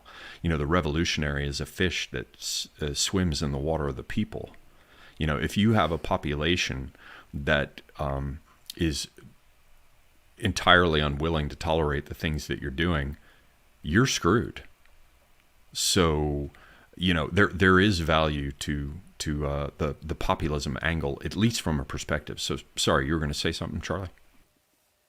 Yeah, like this whole it's either populism or elitism thing is something I was correcting in this blog I'm writing, because neither of these things function without the other. And this is a weird mistake made, I guess, in this debate, or even when talking about elite theory, is this idea that these are two separate options in opposition, but they literally must go together and can only work as one thing. So there's not even like a choice here. It's like if you want to have political change, you have to understand how the masses interact with the elite, because it is just a law of human societies, like the way this works. Particularly in my blog, I point out that a lot of people, well, there's a misunderstanding of elite theory where people act like the masses don't matter or something, and the elite can just do whatever they want. But that's actually contradictory. In Italian elite theory, it's pointed out, the point is made directly that the masses have to consent to some level to what the elite are doing, and provide them with support or resources, or else the elite won't be able to rule, and the masses must be organized into minorities, which the modern elite do, like with the LGBT stuff, of course, in order to actually rule. So like there's no way you could have a human society without the elites and the masses intertangled in certain necessary relationships. So like the whole idea of populism as something on its own sans elite is just complete nonsense. It doesn't make any sense. I wonder if you could see it as that you're piloting a ship and the elites are choosing the direction. They've got control of the rudder, and then the people, the mass, choose the speed. So if the elites are going in a direction that's entirely you don't like, you can slow them down by making populist moves, but you can never by clambering up the ropes and like letting the sail hang slack, right?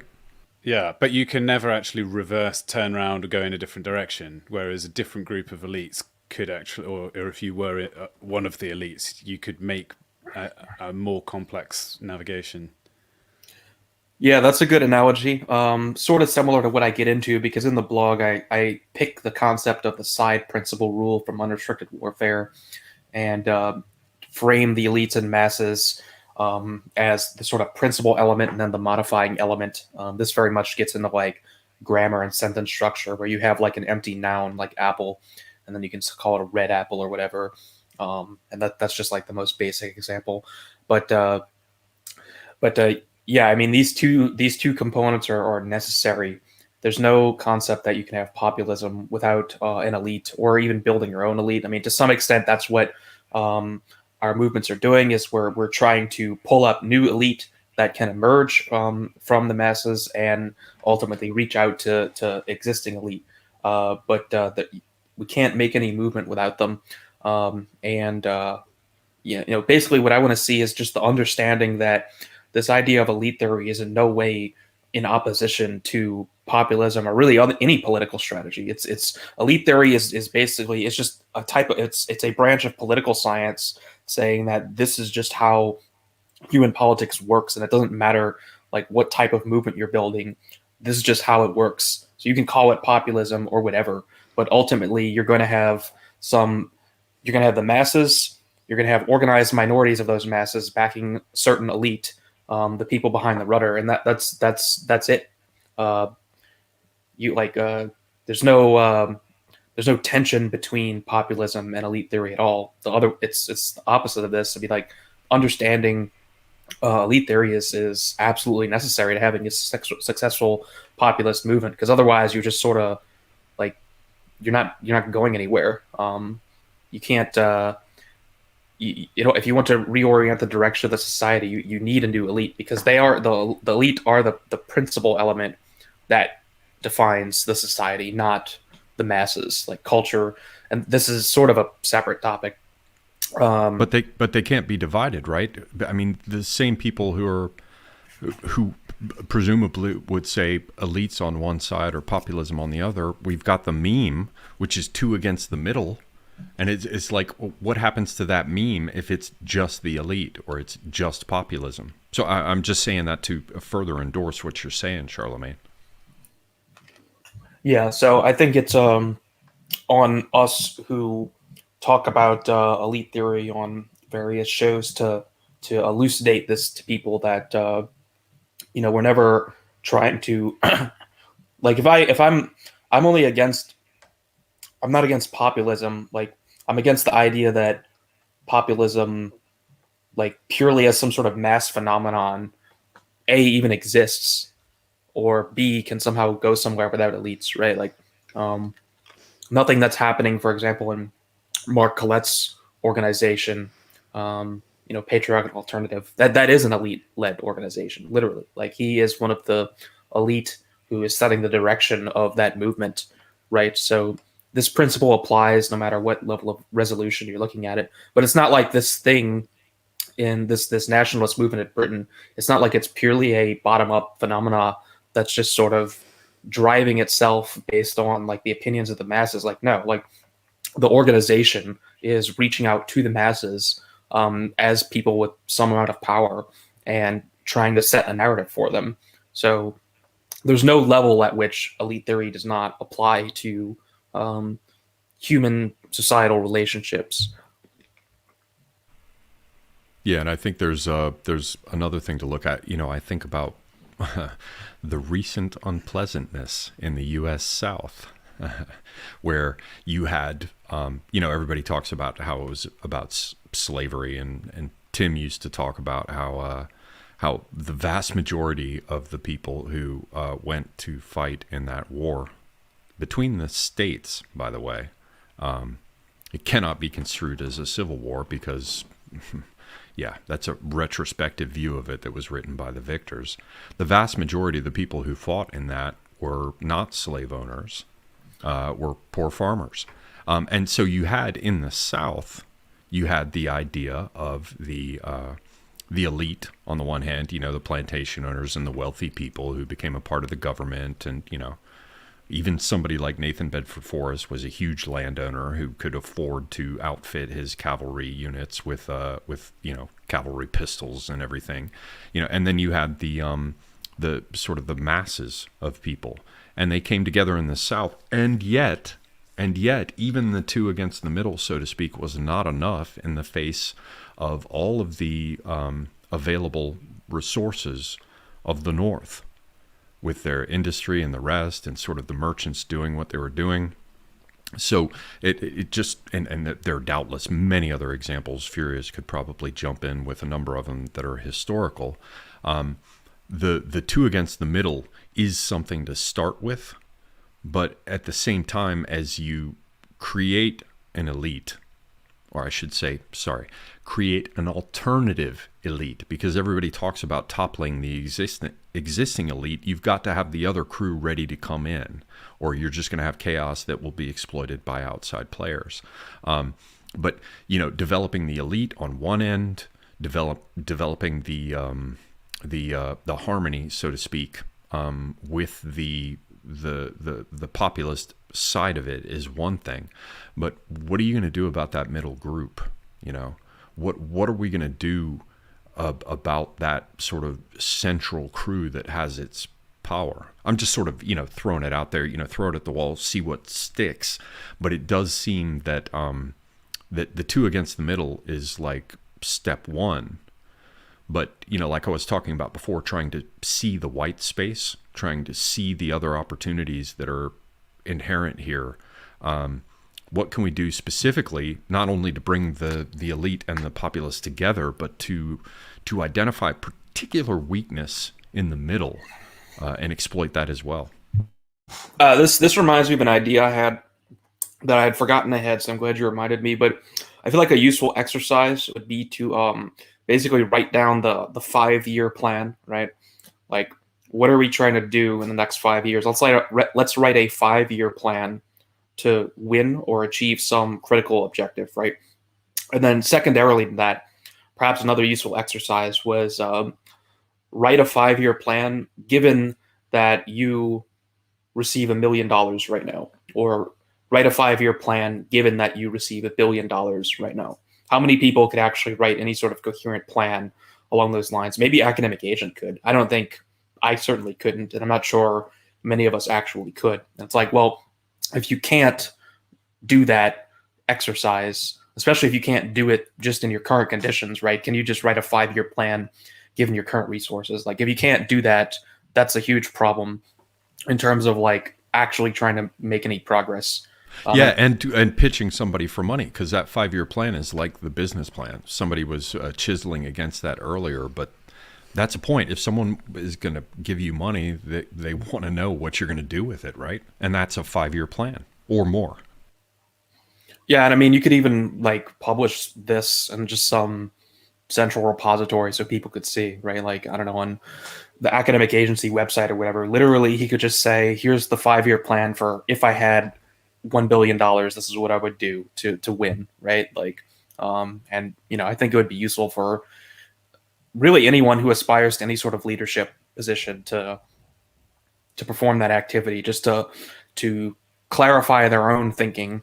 But also, it can serve as a potential vector for attracting investors, because it's like there are people with billions of dollars who would fund organizations that actually could demonstrate any level of competence to achieve anything useful, right? But like, how are you going to demonstrate that? And there's the sorry, Luke, go ahead. No, you go. Well, all I was going to say is that it comes back to the old idea of business. A lot of people, we've probably got a number of lurkers who are in the background and are, familiar with things like business valuation, right? But basically, if you want to sell a business, the basic way it happens is that you have a potential buyer out there, and the fundamental question they're going to be facing is build or buy, right? So they're going to be confronting the question, does it make more sense to just go out and buy this thing that's already been established, or am I going to build it? And so if you want someone to invest in you, as they say, they're going to be confronting that question of build or buy. And then if they're going to be thinking about buying you, this isn't rocket science. It's already been established for quite some time. It's very simple. They come and look at things like EBITDA, and they try to get a sense of what your value is. And they'll think about things like, if I'm going to buy this business, excuse me, what am I really going to buy? Am I buying these two or even this one particular figure in the company who happens to have all the business relationships? So when I buy the business, what I'm going to want to do is lock him down by contract to make sure that he's stuck with this program for 3 years while I get it off the ground, right? Or is there an infrastructure that person has put together, right? And so when they're thinking about buying this thing, they have to assess it in terms of what they're actually going to be getting. And so if all of us on the dissonant right were just to do a little bit of homework to try to understand what it is that, how that works, we would be very far ahead of the game, because we'd be like, okay, we're going to offer something. Let's offer it in a way that makes sense to them. If they have money, they know how to make money and to manage money. And they're going to be approaching this from the perspective of, well, I wanted to do something, hence I have interest in this in the first place. Then I thought to myself, do I build it myself, or is there a more straightforward proposition where I buy it, right? Yeah, and so you have to offer them something within those terms. Sorry, Charlie. I'm familiar with this process to a little bit, because I've seen like medium-sized companies sold, and like, how would we even do a valuation on like our informal group? Like, what can we even do that? I mean, that's something right there. Is like, is someone with is there someone with the know-how to do this who could like provide a reasonable valuation on like our group? And when it comes to investment too, you have to consider like what is actually the motivation of anyone who would build or buy your organization, right? I would think it's not anyone investing in anything dissonant right. It's probably the profit incentive probably isn't purely for money. It might be for power, which is related to money, but to some extent, you need to be making money and be self-sustaining. But like, what is actually the motive of say a millionaire or billionaire who wanted to put cash behind some organization? Like, are they looking to sponsor it? Are they looking to own it? Are they looking to make a lot of money off of it? Are they looking to make Subvert social it. change, subvert it, right? These are different motivations. So like the motivation of a buyer isn't even the same. For example, Jeff Bezos bought the Washington Post. As Moldbug says, he doesn't really own it so much as sponsor it, right? And that's a prestigious thing to do, is to sponsor the Washington Post, even though he like technically owns it, right? So like, what is the actual motivation of the person you're even trying to quote unquote sell to?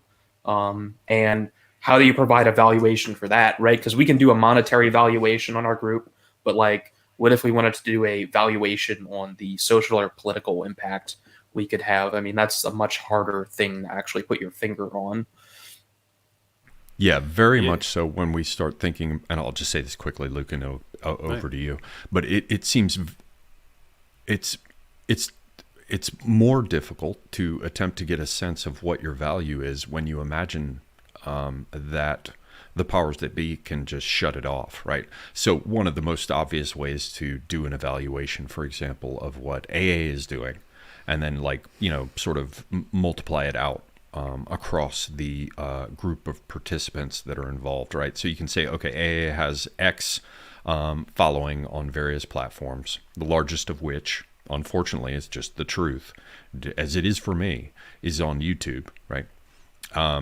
You could say, okay, AA has X following and X engagement. So you can say, okay, here's the general picture of the followers who are interested.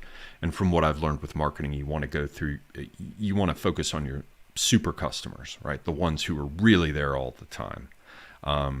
So you can say, okay, out of X thousands, there's really this core of Y thousands who are the most committed, right? So you can think of them as the ones who are most focused. They'll follow them on various channels. They'll come and check out something over on AA Gold or whatever, right? Or they participate with the Discord server.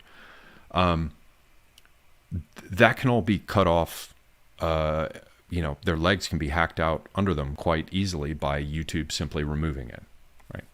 So it's actually interesting to take a look at somebody like Greg Johnson, because he's already been deplatformed from almost everything.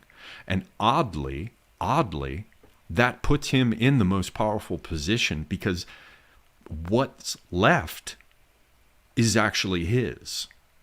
Because it's his countercurrents website traffic and his various writers and the aspects of what he has undertaken that cannot be swiped out from under him at a stroke.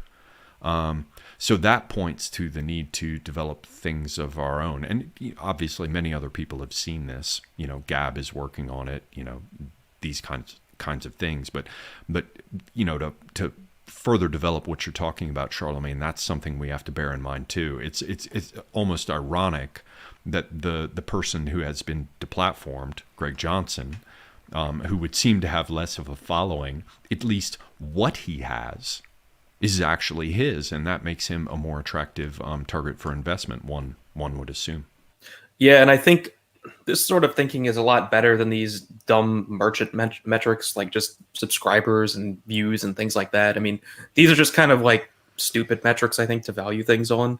I mean, obviously they're relevant, but to me, when I look at the value of like countercurrents or AA's informal network, it's much more to do with what the organization is capable of in not an abstract sense, but regardless of sort of things like viewership, like what can this group actually do? And I guess this sort of ties into what another thing from the Millennial Woes streams I was thinking about is American Krogan brought this up, like the idea of the independent content creator. Like, I definitely don't view myself as an independent content creator anymore. Like, basically at this point going forward, I'm essentially acting as AA's number 2 in a sense. And then John D does this as well, right? Like, he doesn't even have his own channel. That's fine, right? Like, at this point, I'm probably only going to make videos for the days people come up with. Like, even if it's not AA making the day, right? I would have done something for Tolkien Day on the 3rd if that was. By the way, yes, Tolkien Day, shill it. Yeah. AM is putting that together. I would do something for that. But at this point, I just view myself as a contributor in this organization that, isn't a formal org, but obviously we have something going on. And like, there's kind of no reason at this point for us to just sort of make like one-off videos in our own interest. Like, there's obviously a place for that someone like Morgoth excels at this, and I think he just has a unique perspective that he brings to this that makes individual contributions from him very valuable. And this is actually like a role, for example, in software development, you have what's called the individual contributor, where they're basically such a badass, they just do work entirely on their own, and it's worth it to not even have them on a team or be like managed. But for the most part, most people should really be on a team. And that's like what Apostolic Majesty has as well, right? As he has his little team, and it doesn't really matter if like, you know, Furious and Columba and whoever else he has on. It doesn't matter if they like have or don't have their own channels. Like their project is this group thing, and the working together on it is way more valuable than like individual contributions. Yeah, yeah. pulled together. On the subject of coming up with a valuation, I'm thinking back on a few of the lessons we learned maybe a couple of years ago from AA about economics. First thing, of course, is value is subjective. So there is no actual value for anything. But how do people come to those subjective valuations? There's the hope of entrepreneurs the hope of investors to make a profit on their money. So I imagine Sargon, if he's got funders or whoever else, maybe they're putting out videos that get views and subscribers, and the reason that they've got the investment is because they've shown the ability to produce value, and AA's making money. He could get investment and give X% of the academic agency to them. But there's also psychic profit, and in fact, you could have zero return but still have millions and billions of pounds of investment, which is just put into you so that you produce the other ends that the investor think are significant. And I think that's the direction that we should be thinking in, is if we want money, we shouldn't be claiming to produce a profit. Especially that's risky because if we take the gift, it's like a poisoned chalice. As soon as we're responsible for returning value to our investors, then we're going to start making decisions based on what's going to make more money, which isn't the reason that any of us are in it, I think. I mean, maybe. But unfortunately, if we wish to see our efforts amplified, this is required. So yeah, we have to look at this. Yeah, not that making money is a bad idea, and in some ways, great. If we can make money along the way, the amount of investment we're looking for goes down. But ultimately, we could end up as slaves to that end, and then we start producing the wrong things. Yeah, I think any like investor relationship, it can't just be that they want to make a bunch of money. Increasing money is necessary to some extent, but mostly because you use that money to reinvest in whatever you're doing, right? So from like a investor perspective, like we wouldn't really want any sort of investment that just wants to maximize capital, because that's just completely against what we're trying to do. Exactly. But it is necessary for growth. And it's also something that the people look for in terms of, potential investors look for in terms of a way to explain, to rationalize, to justify to themselves the investment. However, it's very, very important that we understand, and many of us do already. I'm not announcing this like it's not known at this point. It's important that we establish the path that we are going to take, so that people know what they're signing on for. Like, I just had a sort of side exchange in one of the private chat groups, and it was related to what where was it? It was Morgoth's stream with Woes, where he was talking about Bill Gates. And I came back around and I mentioned, and it turned out that some of these things were touched on in the stream. I had posted my little thing when they were still talking. And as usual, I was reinventing sliced bread because I was like, hey, you could do this and that. And if I had just waited like 30 or 45 minutes in the stream, it was already covered. But you know, Bill Gates fought his way to the top. And this is something Tim pointed out to me years ago. At the time, he actually pointed this out to me in the 90s. He was like, yeah, Bill Gates is being hammered because he's made an enormous amount of wealth. He's climbed his way to the top. He's actually about to be a part of, you know, that club that Black Bill talks about, you know, where it's a great club, but we're not a part of it, right? He fought his way to the top, and before he would be admitted, they sort of did the carrot and stick thing. It seems to me from the outside, my interpretation of it is, and Tim's was, he's the one who shared it with me. He's like, they require you when you get to a certain level and you're actually about to be one of the real people that shapes government policy. They're like, you have to put your money in a trust. Don't give a fuck. Don't care. Put it in a trust, because then all that money can only be spent on the things that are established by the trust, the dead hand of the past that shapes the future. And so in the case of Gates, you saw he fought his way up to the top. He was beginning to break the glass ceiling that Hillary Clinton likes to talk about so much. And what happened? He got hammered with antitrust lawsuits with Microsoft. And then he put his stuff into a trust right about that time. But maybe it didn't work out exactly as the true powers that be wanted. And so he got hammered some more. And then the William H. Gates Foundation got turned into the Bill and Melinda Gates Foundation right about the time that everything was settled. And we see that indeed with Rockefeller as well. And as I saw, Morgoth brought that up later in the same stream. Rockefeller was coming up, and then he just started getting hammered by everyone with all kinds of bad PR stuff. Turns out Poison Ivy Lee, the great PR guy that everybody forgets because he was a Gentile, who actually was doing his deal at the same time and even earlier than Bernays. But of course, we remember Bernays because we're supposed to remember Bernays because he wasn't a Gentile. But the point is that it happened with the Rockefellers as well. And you know when they finally got freed to do their thing? When he established a foundation. And so what I'm attempting to underscore here is that people have to understand what they're buying. And when they understand what they're buying, when it's fixed, when it is a known and understood trajectory, then they will get behind it. And what we're attempting to establish is an alternative to the elite structure that is accepted at present. And so to a certain extent, it's not just the the things like how many people follow a given channel. We've seen that YouTube is taking a hit. I think that came up in the Morgoth stream. Like, is it a net positive in terms of income? Is Twitter? And then the other question is, do they care? Clearly they don't. They're willing to take every kind of, look at Gillette, right?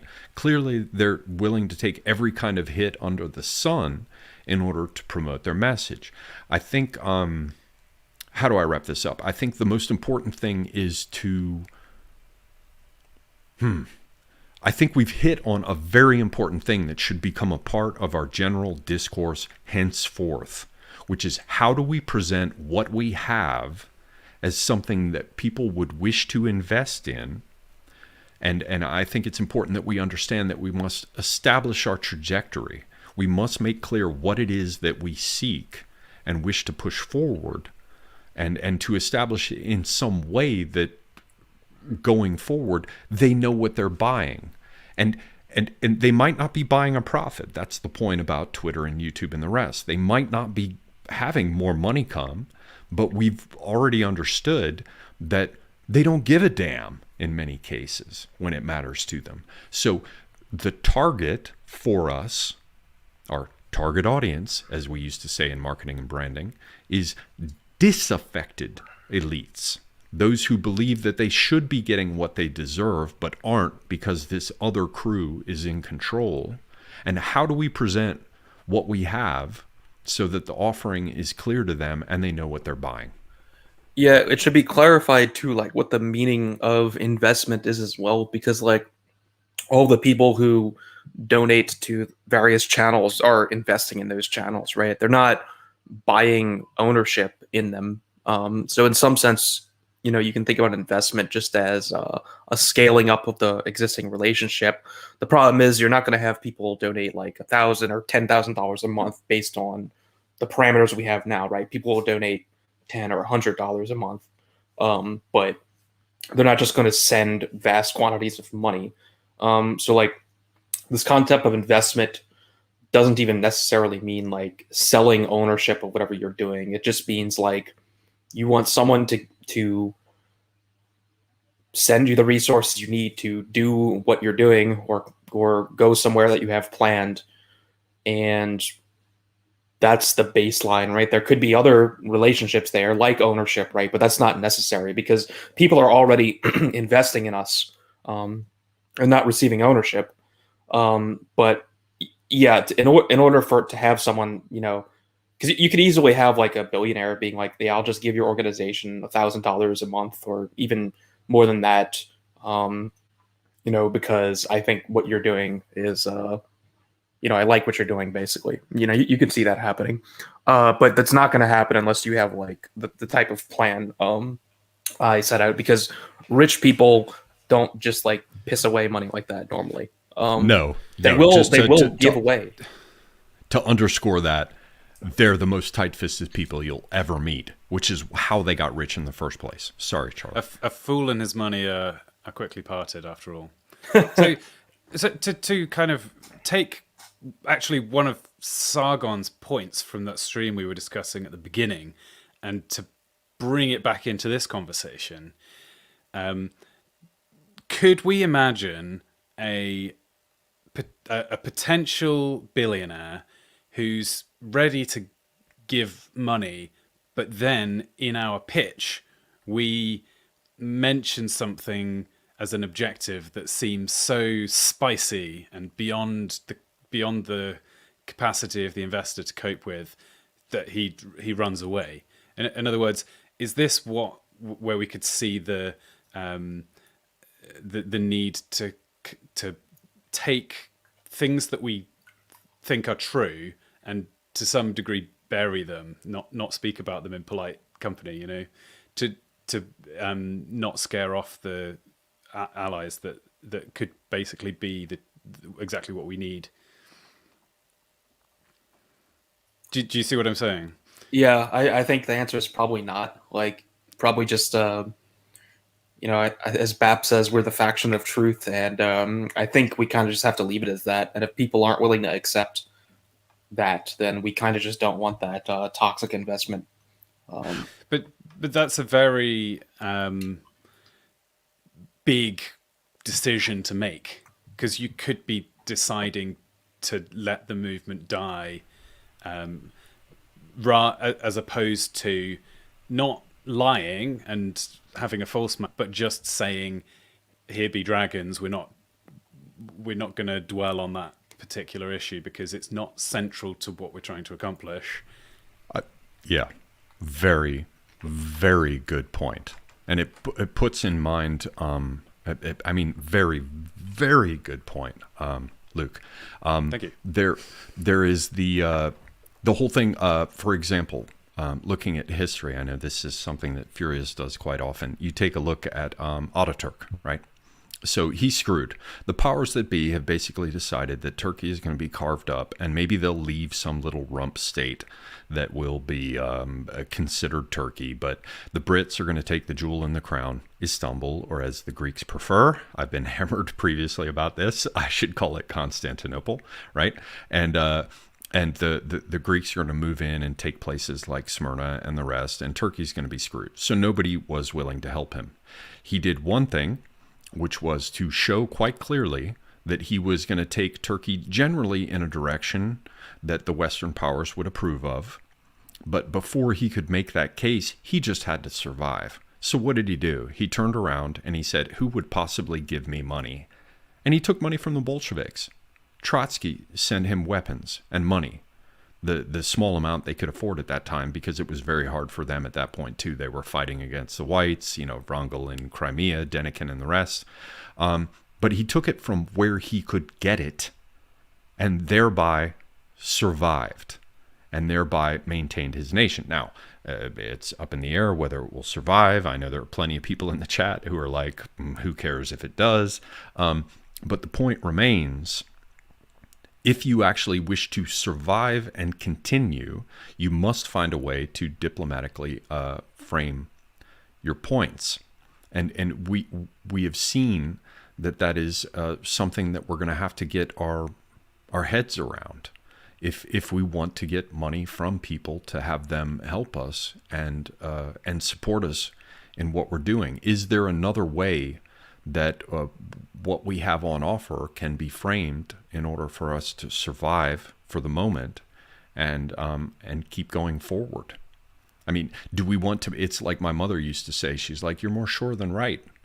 Well, you could almost say that we're more righteous than funded.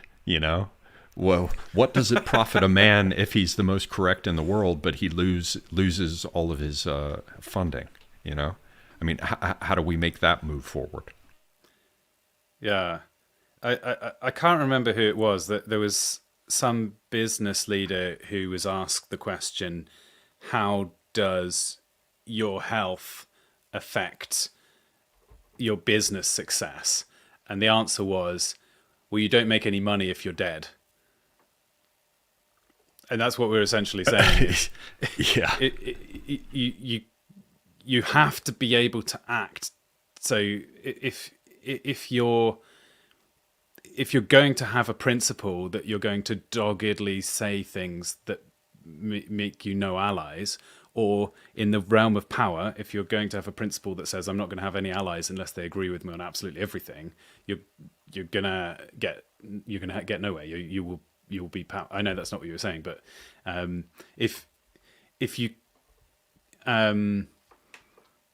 you're, I think there's a virtue that we push in our circles of truth that's good, especially because there are some things that really need saying, and people, and it's not acceptable to talk about widely. But that can become pathologized if you push it too far, because if our stance then becomes, we will say everything that comes into our heads at every moment on every topic, every time we discover something that's been buried, we will unearth it.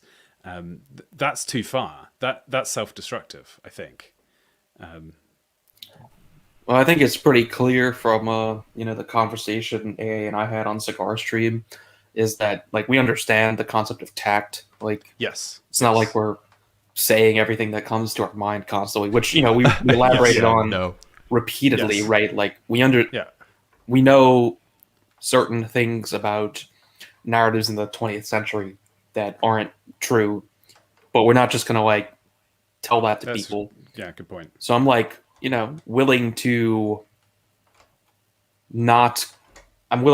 restrict what I say where for tactical reasons. I think that's the most you need, right? Because it's not I'm not going to change my opinions on something because someone who is a potential investor doesn't like it. That's just not going to happen, right? But yeah, I don't even think I would change my tactfulness based on that. But I just have a history of tactfulness, and it's you're either going to get this or do you accept that package or do you not, right? Mm-hmm. Yeah, I think there are some principles that I hold that I would say I'm prepared to stick by those principles regardless. I'm prepared to say that I will lose any ability to play the game. Right, I'm going to count myself out of any activity that means I have to step over this boundary. So we can hold those ideals. I think, in fact, as well as the 5-year plan which was suggested, which I think is fantastic idea. I would say that's another thing that everybody should sit and think about. What are the things that I hold as principles that I'm not prepared to budge on regardless, and what are the things, what's the land I'm prepared to retreat across, right? Where's the hill to die on, and where's the zone that I'm just going to use to buy time. So that's useful. The other comment I had on the 5-year plan, while I think of it, was I think it's really important that it's not a 5-year plan that's useless on its own, but it's leading to another 5 years and another 5 years. There has to be value attained within 5 years, and that's something I think investors would think in those terms. If 3 to 5.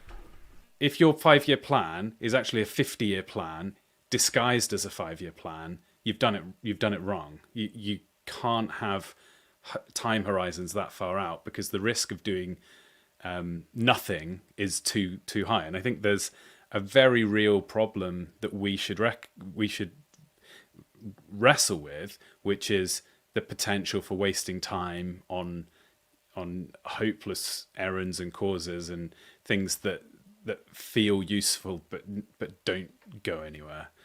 I think the 5-year plan thing I think is absolutely worth underlining, but make sure that 5-year plan is so achievable it's almost inevitable if you put your mind to it, and that you know precisely the value that comes out after 5 years, and it's worth it on its own terms. So yeah, and I mean, you could reach the appropriate resolution of effective action by just scaling it up to sort of absurd levels. Like, you could write a 5-year plan for $1 trillion, right? Like, if you had $1 trillion, could you just win the entire culture war in 5 years? I don't know, maybe, right? Like, at this point, that isn't like all the money in the world, but it's quite a lot. I would think an intelligent person could probably come up with a 5-year plan for, I have $1 trillion, here's how I win in 5 years, and fix the problems of Western civilization. And if you can write that plan, then you can say, okay, here's what I would do with $1 trillion. Let's say I had $1 billion.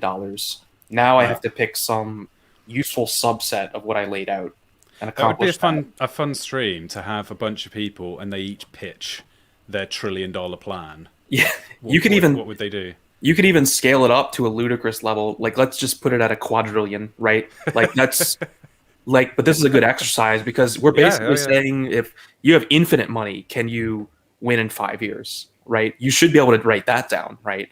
If you have $1 quadrillion, can you write down how to spend it in order to succeed with that amount of money? And it'd be an excellent way to like shame people into getting their shit together, because it's like, all right, you've been talking about all the problems we confront, which are very real, right? And you're saying, if only we weren't held down by such and such or so and fill in the blank. It's like, okay, go through the mental exercise of figuring out how you would make it happen. And for those who are eager to jump in and say, how dare you take money from the enemy and the rest, I would only say, that's the fundamental idea. Like, if you look at the basic principles of like guerrilla warfare, how do I say this? I don't want to be too Fed posty, but like Tim used to tell me, he's like, screw all this black rifle bullshit. Buy a 22. He's like, you're not going to get any attention by buying a 22, and any other rifle you might want, you can get with a 22. It's the old thing. I mean, he used to joke about it. He'd be talking about like guerrilla fighters would laugh in Vietnam. They're like, the Americans are just sending us everything we need: new boots, ammo pouches, rifles, everything we need. And literally, they march it to us, and we just then take it. So the fundamental idea for how all of this works is that you take money from the enemy, so to speak. So for anyone who says, how dare you take money from people you disagree with, and that's leaving aside the entire subject of taking money from people you do agree with or agree in large part with. But let's go ahead and like underscore it as being the worst of all possible scenarios. Teal bucks, right? Even if you disagree with what Teal is doing, the fundamental idea is that every penny, especially if it's your enemy, that they give to you is money they lost and you gained.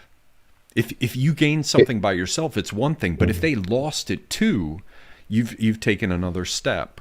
Sorry, go on. It's essentially direct notion of opportunity cost for them, because if they've expended money supporting what you're doing inadvertently, then it's money they can't contribute to their own causes they would otherwise agree with, more or less. Mm-hmm. And another thing I want to point out just briefly, because we're sort of on this topic of money and elites and everything, is that we really ought to, because I've also been observing the chat a little bit, and it's a case of perhaps ascertaining what it is that motivates certain elites or certain groups of elites to perhaps act against their class. And we often see the word or the term Caesarism being thrown around a lot, because I think in a historical context, probably Caesars are the greatest historical example that we could study of someone essentially being a class traitor, but acting on one hand, perhaps for notion of personal glory, but also perhaps through a kind of a sense of patriotism, and a sort of a whether cynically riding the back of or having a genuine belief of there being problems and wishing to find solutions. Now, this is where I think a discussion around collapse, the effect of biolinism on that collapse, and to the degree by which what will cause a fragmentation or splintering amongst elites, whereby, in an ordinary sense, and a lot of people have said this in the chat, if they have money, but what they want is more than money, and I actually agree with that framing, but what is it in the human condition that makes people wish to firstly aspire to an almost infinite amount of money, and then beyond that, what could they possibly possess beyond money or beyond power that they would crave, which would cause them to alter their allegiance or to move in a different direction from an ideological context? And I mean, I don't have an answer to that.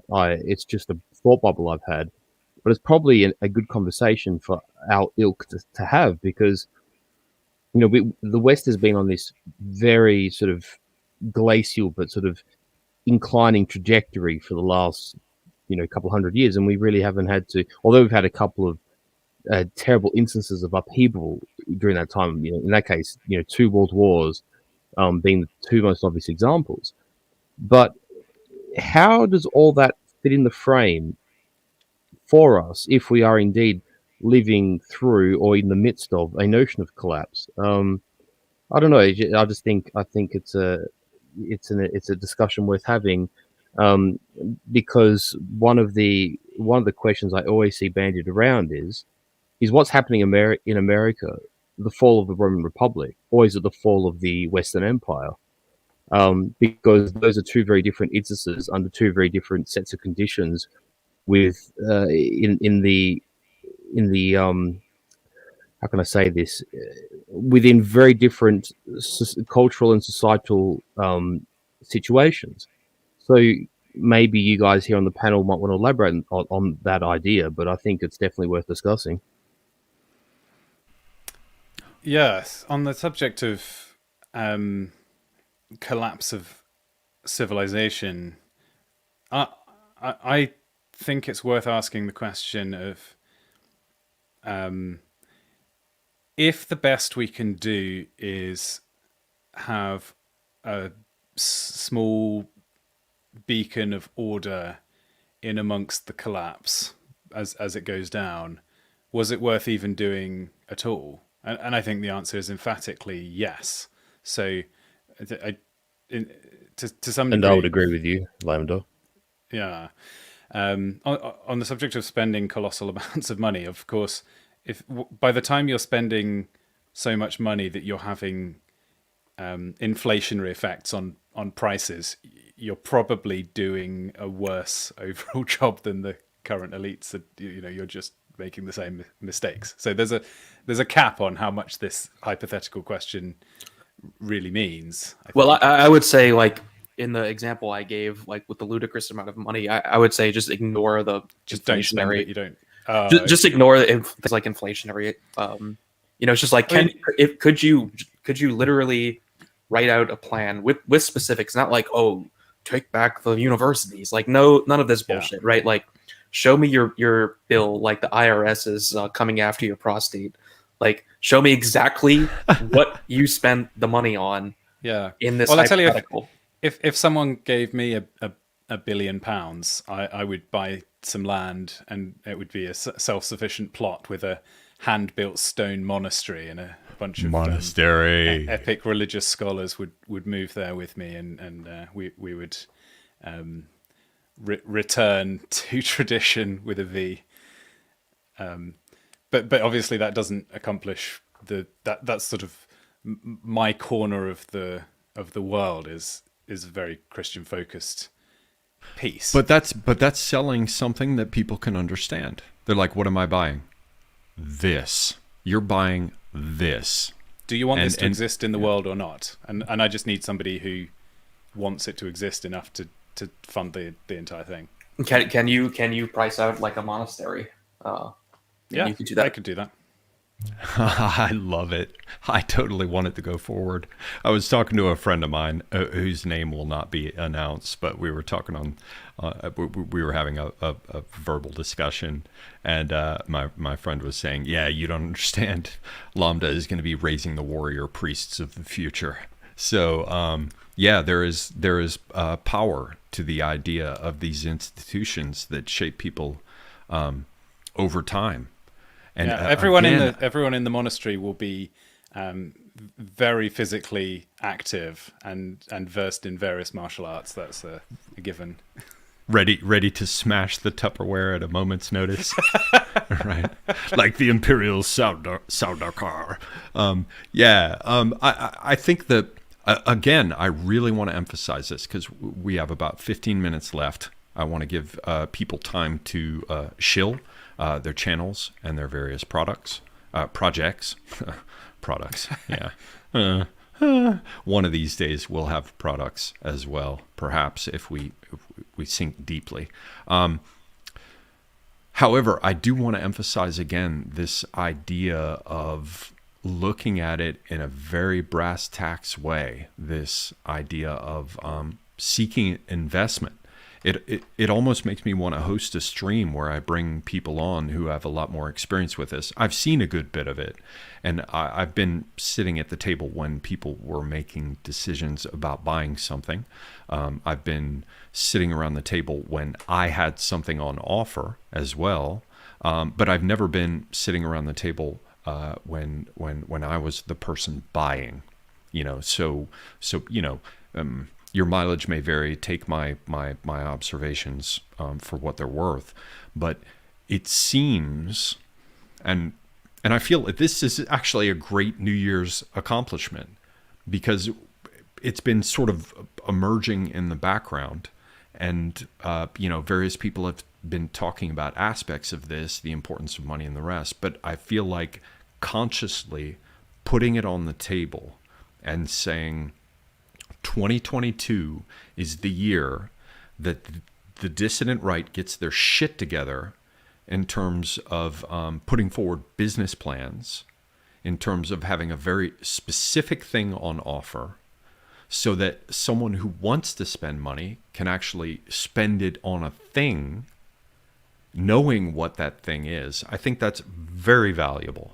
And I should say that, Greg Johnson was basically saying this in his Millennial Woes presentation. So, all props to him, and certainly all props to him if in fact he's making this happen for himself. And if he is, even if he isn't, we should all be attempting to do so in our own ways. I would certainly go to sleep more happy at night if I knew that Lambda was forming a monastery. I'm not joking. It would totally make me happy. I'd be like, well, we've got monasteries rising up now. And likewise, these many other projects. The one other thing I wanted to mention is we do know one thing. Luke brought this up earlier when he was talking about how we can phrase things in a particular way and how we should perhaps decide that discretion is the better part of valor, when in fact it is our asses on the line. Not requiring us to be false. I want to underscore that. Not requiring us to be false, but only to be tactful. And that is, and I've pointed this out before, there does seem to be a strong dividing line if I want to take this first pass at trying to figure out what it is they will accept versus what they won't accept, and is specifically the thing of emergent behavior. You've seen that Jordan B. Peterson got a lot of play, and it was based upon the idea that it was emergent behavior. Whatever it is, you have to explain it as emergent behavior. There is no conspiracy.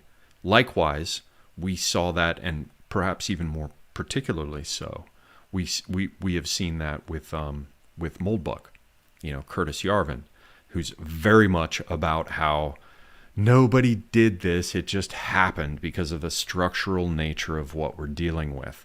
And that seems to be a major, ring pass not, or line that you cannot cross. The idea that you're welcome to talk about what's a problem, you're welcome to talk about how we have to fix it, but you are not allowed to imagine, even for a moment, that people could have chosen to do this with malice and forethought. But anyway, that's just one thing I wanted to point out as one of the ways in which we might wish to moderate our message, perhaps only for the time being. But the most important thing to hammer is, I love that we have arrived at this point where we could almost say 2022 should be the year of dissident right people saying, what do I have on offer for people who would fund this? And yeah, there are a lot of people who can keep doing what they're doing and have been doing what they're doing without any support, other than the true grassroots support, for which they thank you, for which I thank you. But what if we were to turn it the other way, to where people would actually get behind you for real? You should put in the business plan pitches on New Year's next year, 2023, and we can all have you evaluate how clear thinking whether we've made good use of the year.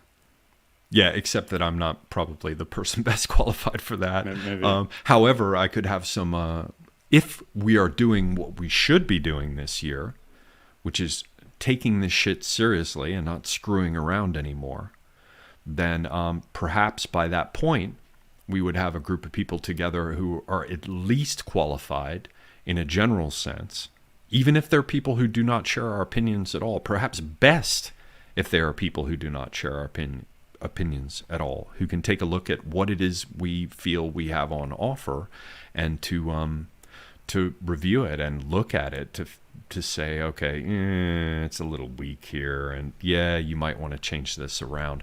That's the way to do it, because otherwise we're going to go under. I think we can all agree, leaving aside the part that is not within our control, which we could call the divine. So I'm not attempting to say that it is man alone that determines the path of these things. Even I'm not a Christian, but I will happily grant that. I will totally get behind the statement, man proposes, God disposes. However, we are responsible for what is within our power. There's the old joke where there's a flood coming, and there's this old guy who's always lived where he's lived, and he's like, I ain't moving. I don't care if there's no waters rising. I ain't moving nowhere. And and many of you will have heard this before, but it's actually a joke Tim told me. And so the flood's coming, and first the police car comes around his place, and he says I don't need to go nowhere. God's going to provide for me. And the police leave, and then then the floodwaters are rising, and he's up on his second floor, and the boat comes by, and the guys are like, "Look, let me let you evacuate. This is trouble. We got to help you." And he's like, "No, God will provide." And the next thing you know, he's up on the roof. The water's up there under his eaves and the soffit and everything. And a helicopter comes by and is like, "We got to evacuate you." And he's like, "No, God will provide." So, of course, he gets killed by the flood, and he goes up to heaven, and God's waiting there for him. And he's like, "What the hell, man? I trusted in you, God." And God said, "Look, man, I sent a police car, a boat, and a helicopter. It's your problem." So, likewise, we have to get real about the circumstances here and understand what is within our power. And we have to try to effectively do something about that.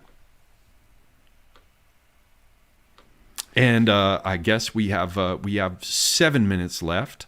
So I want to go around to each of you and ask you what your final thoughts are. Also, shill your content and channels. I can't do it enough for you. You got Lambda's Bible studies for his Pertinax is doing great stuff with Apostolic Majesty. Charlemagne has his own channel. He's also got his Substack, and I encourage everyone to go and check it out. But I'll let you do that for yourselves as well as we wrap up here, since Millennial Woes' stream is about to start. Should I go first? Sounds good. No, Go first. All right.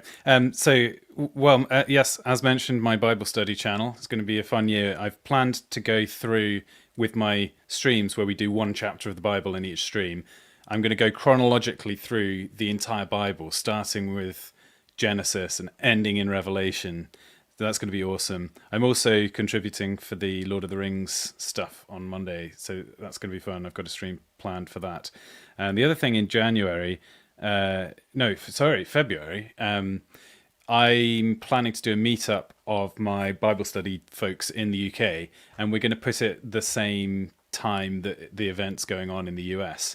And I know there's some Bible study people going to that event stateside as well. So we're going to hopefully have a quick video call between the two locations. So that should be fun. And who knows, maybe the first physical meetup of the Lambda Bible Study crew is the seed that eventually becomes the Lambda Monastery. You never know. So come and join the Discord and find out more information if you're interested in that.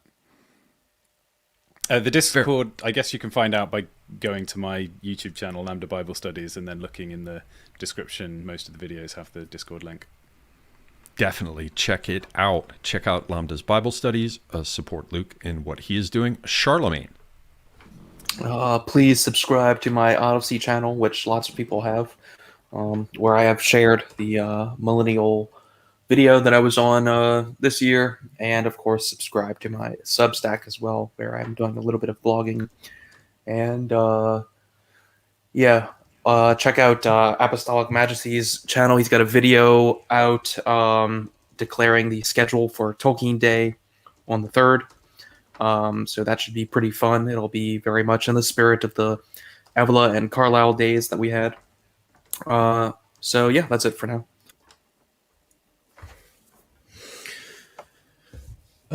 Yes, indeed. Charlie actually kind of covered the AM thing quite nicely. Yes, he has indeed released a video outlining Tolkien Day, which will be very worthwhile watching. So I second that encouragement to watch that video outlining what will be done, and of course the subsequent content release for it. As for myself, I will be chatting with a Prudentialist. Actually, I think the two of us semigog at some point in the near future. But we were going to do it before Christmas, but of course Christmas just arrived and everyone got too busy. And of course, in the year coming, we'll have another bunch of streams with Apostolic Majesty. I'm pretty sure we're just going to continue with Nations of Charlemagne up until sort of almost the early modern period. I will probably, as those who have noticed, I've not been on the last couple of streams because my real life has got rather busy with transition stuff. So I may be a little more infrequently there, but I will certainly be around, and I'll certainly be on other channels here and there as well. So certainly do subscribe, obviously, to our friend here, Semigog, and to Charlie and Luke. And definitely check out Apostolic Majesty if you have not done so. It is the best internet channel for history, hands down. I would agree with that entirely. I cannot recommend Apostolic Majesty enough. Columba, Furious Pertinax, as supporting characters. Great channel. I follow it all the time. I just posted Luke's link in the chat, so you can follow that there. And what are the last two things I have to cover? The first one is that we should also give full props to the salon leader bringing us all together. I would not have Charlemagne or Luke or Furious Pertinax on my channel if it were not for AA. So definitely check out his channel, Apostolic Majesty. Sorry, Academic Agent. these A terms, I get them all confused. But yeah, check out Apostolic Majesty. The Pastelic Agency. Sign up for it. Right. And you can follow AA also over on Telegram. He's Bertie Bassett over there. Yeah, you can find him there. Definitely check him out. And I guess the last thing, I just posted it in the chat. It's above my post of Lambda's link. It is the link for Millennial Woes, whose New Year's Day AMA stream is about to start. I hope everyone will head over there and check him out. He has done yeoman's work, bringing all kinds of people together from this last year, and so he very much deserves our support. So thank you to everyone who has viewed. Thank you to my guests. I appreciate you coming in and showing me support. Definitely Charlie. He showed up at the beginning. He's like, I don't want you to be alone, man. I'll help you out. So thank you. Thank you very, very much, and a happy new year to everyone. And until next time, I am Semiagog, and I am out.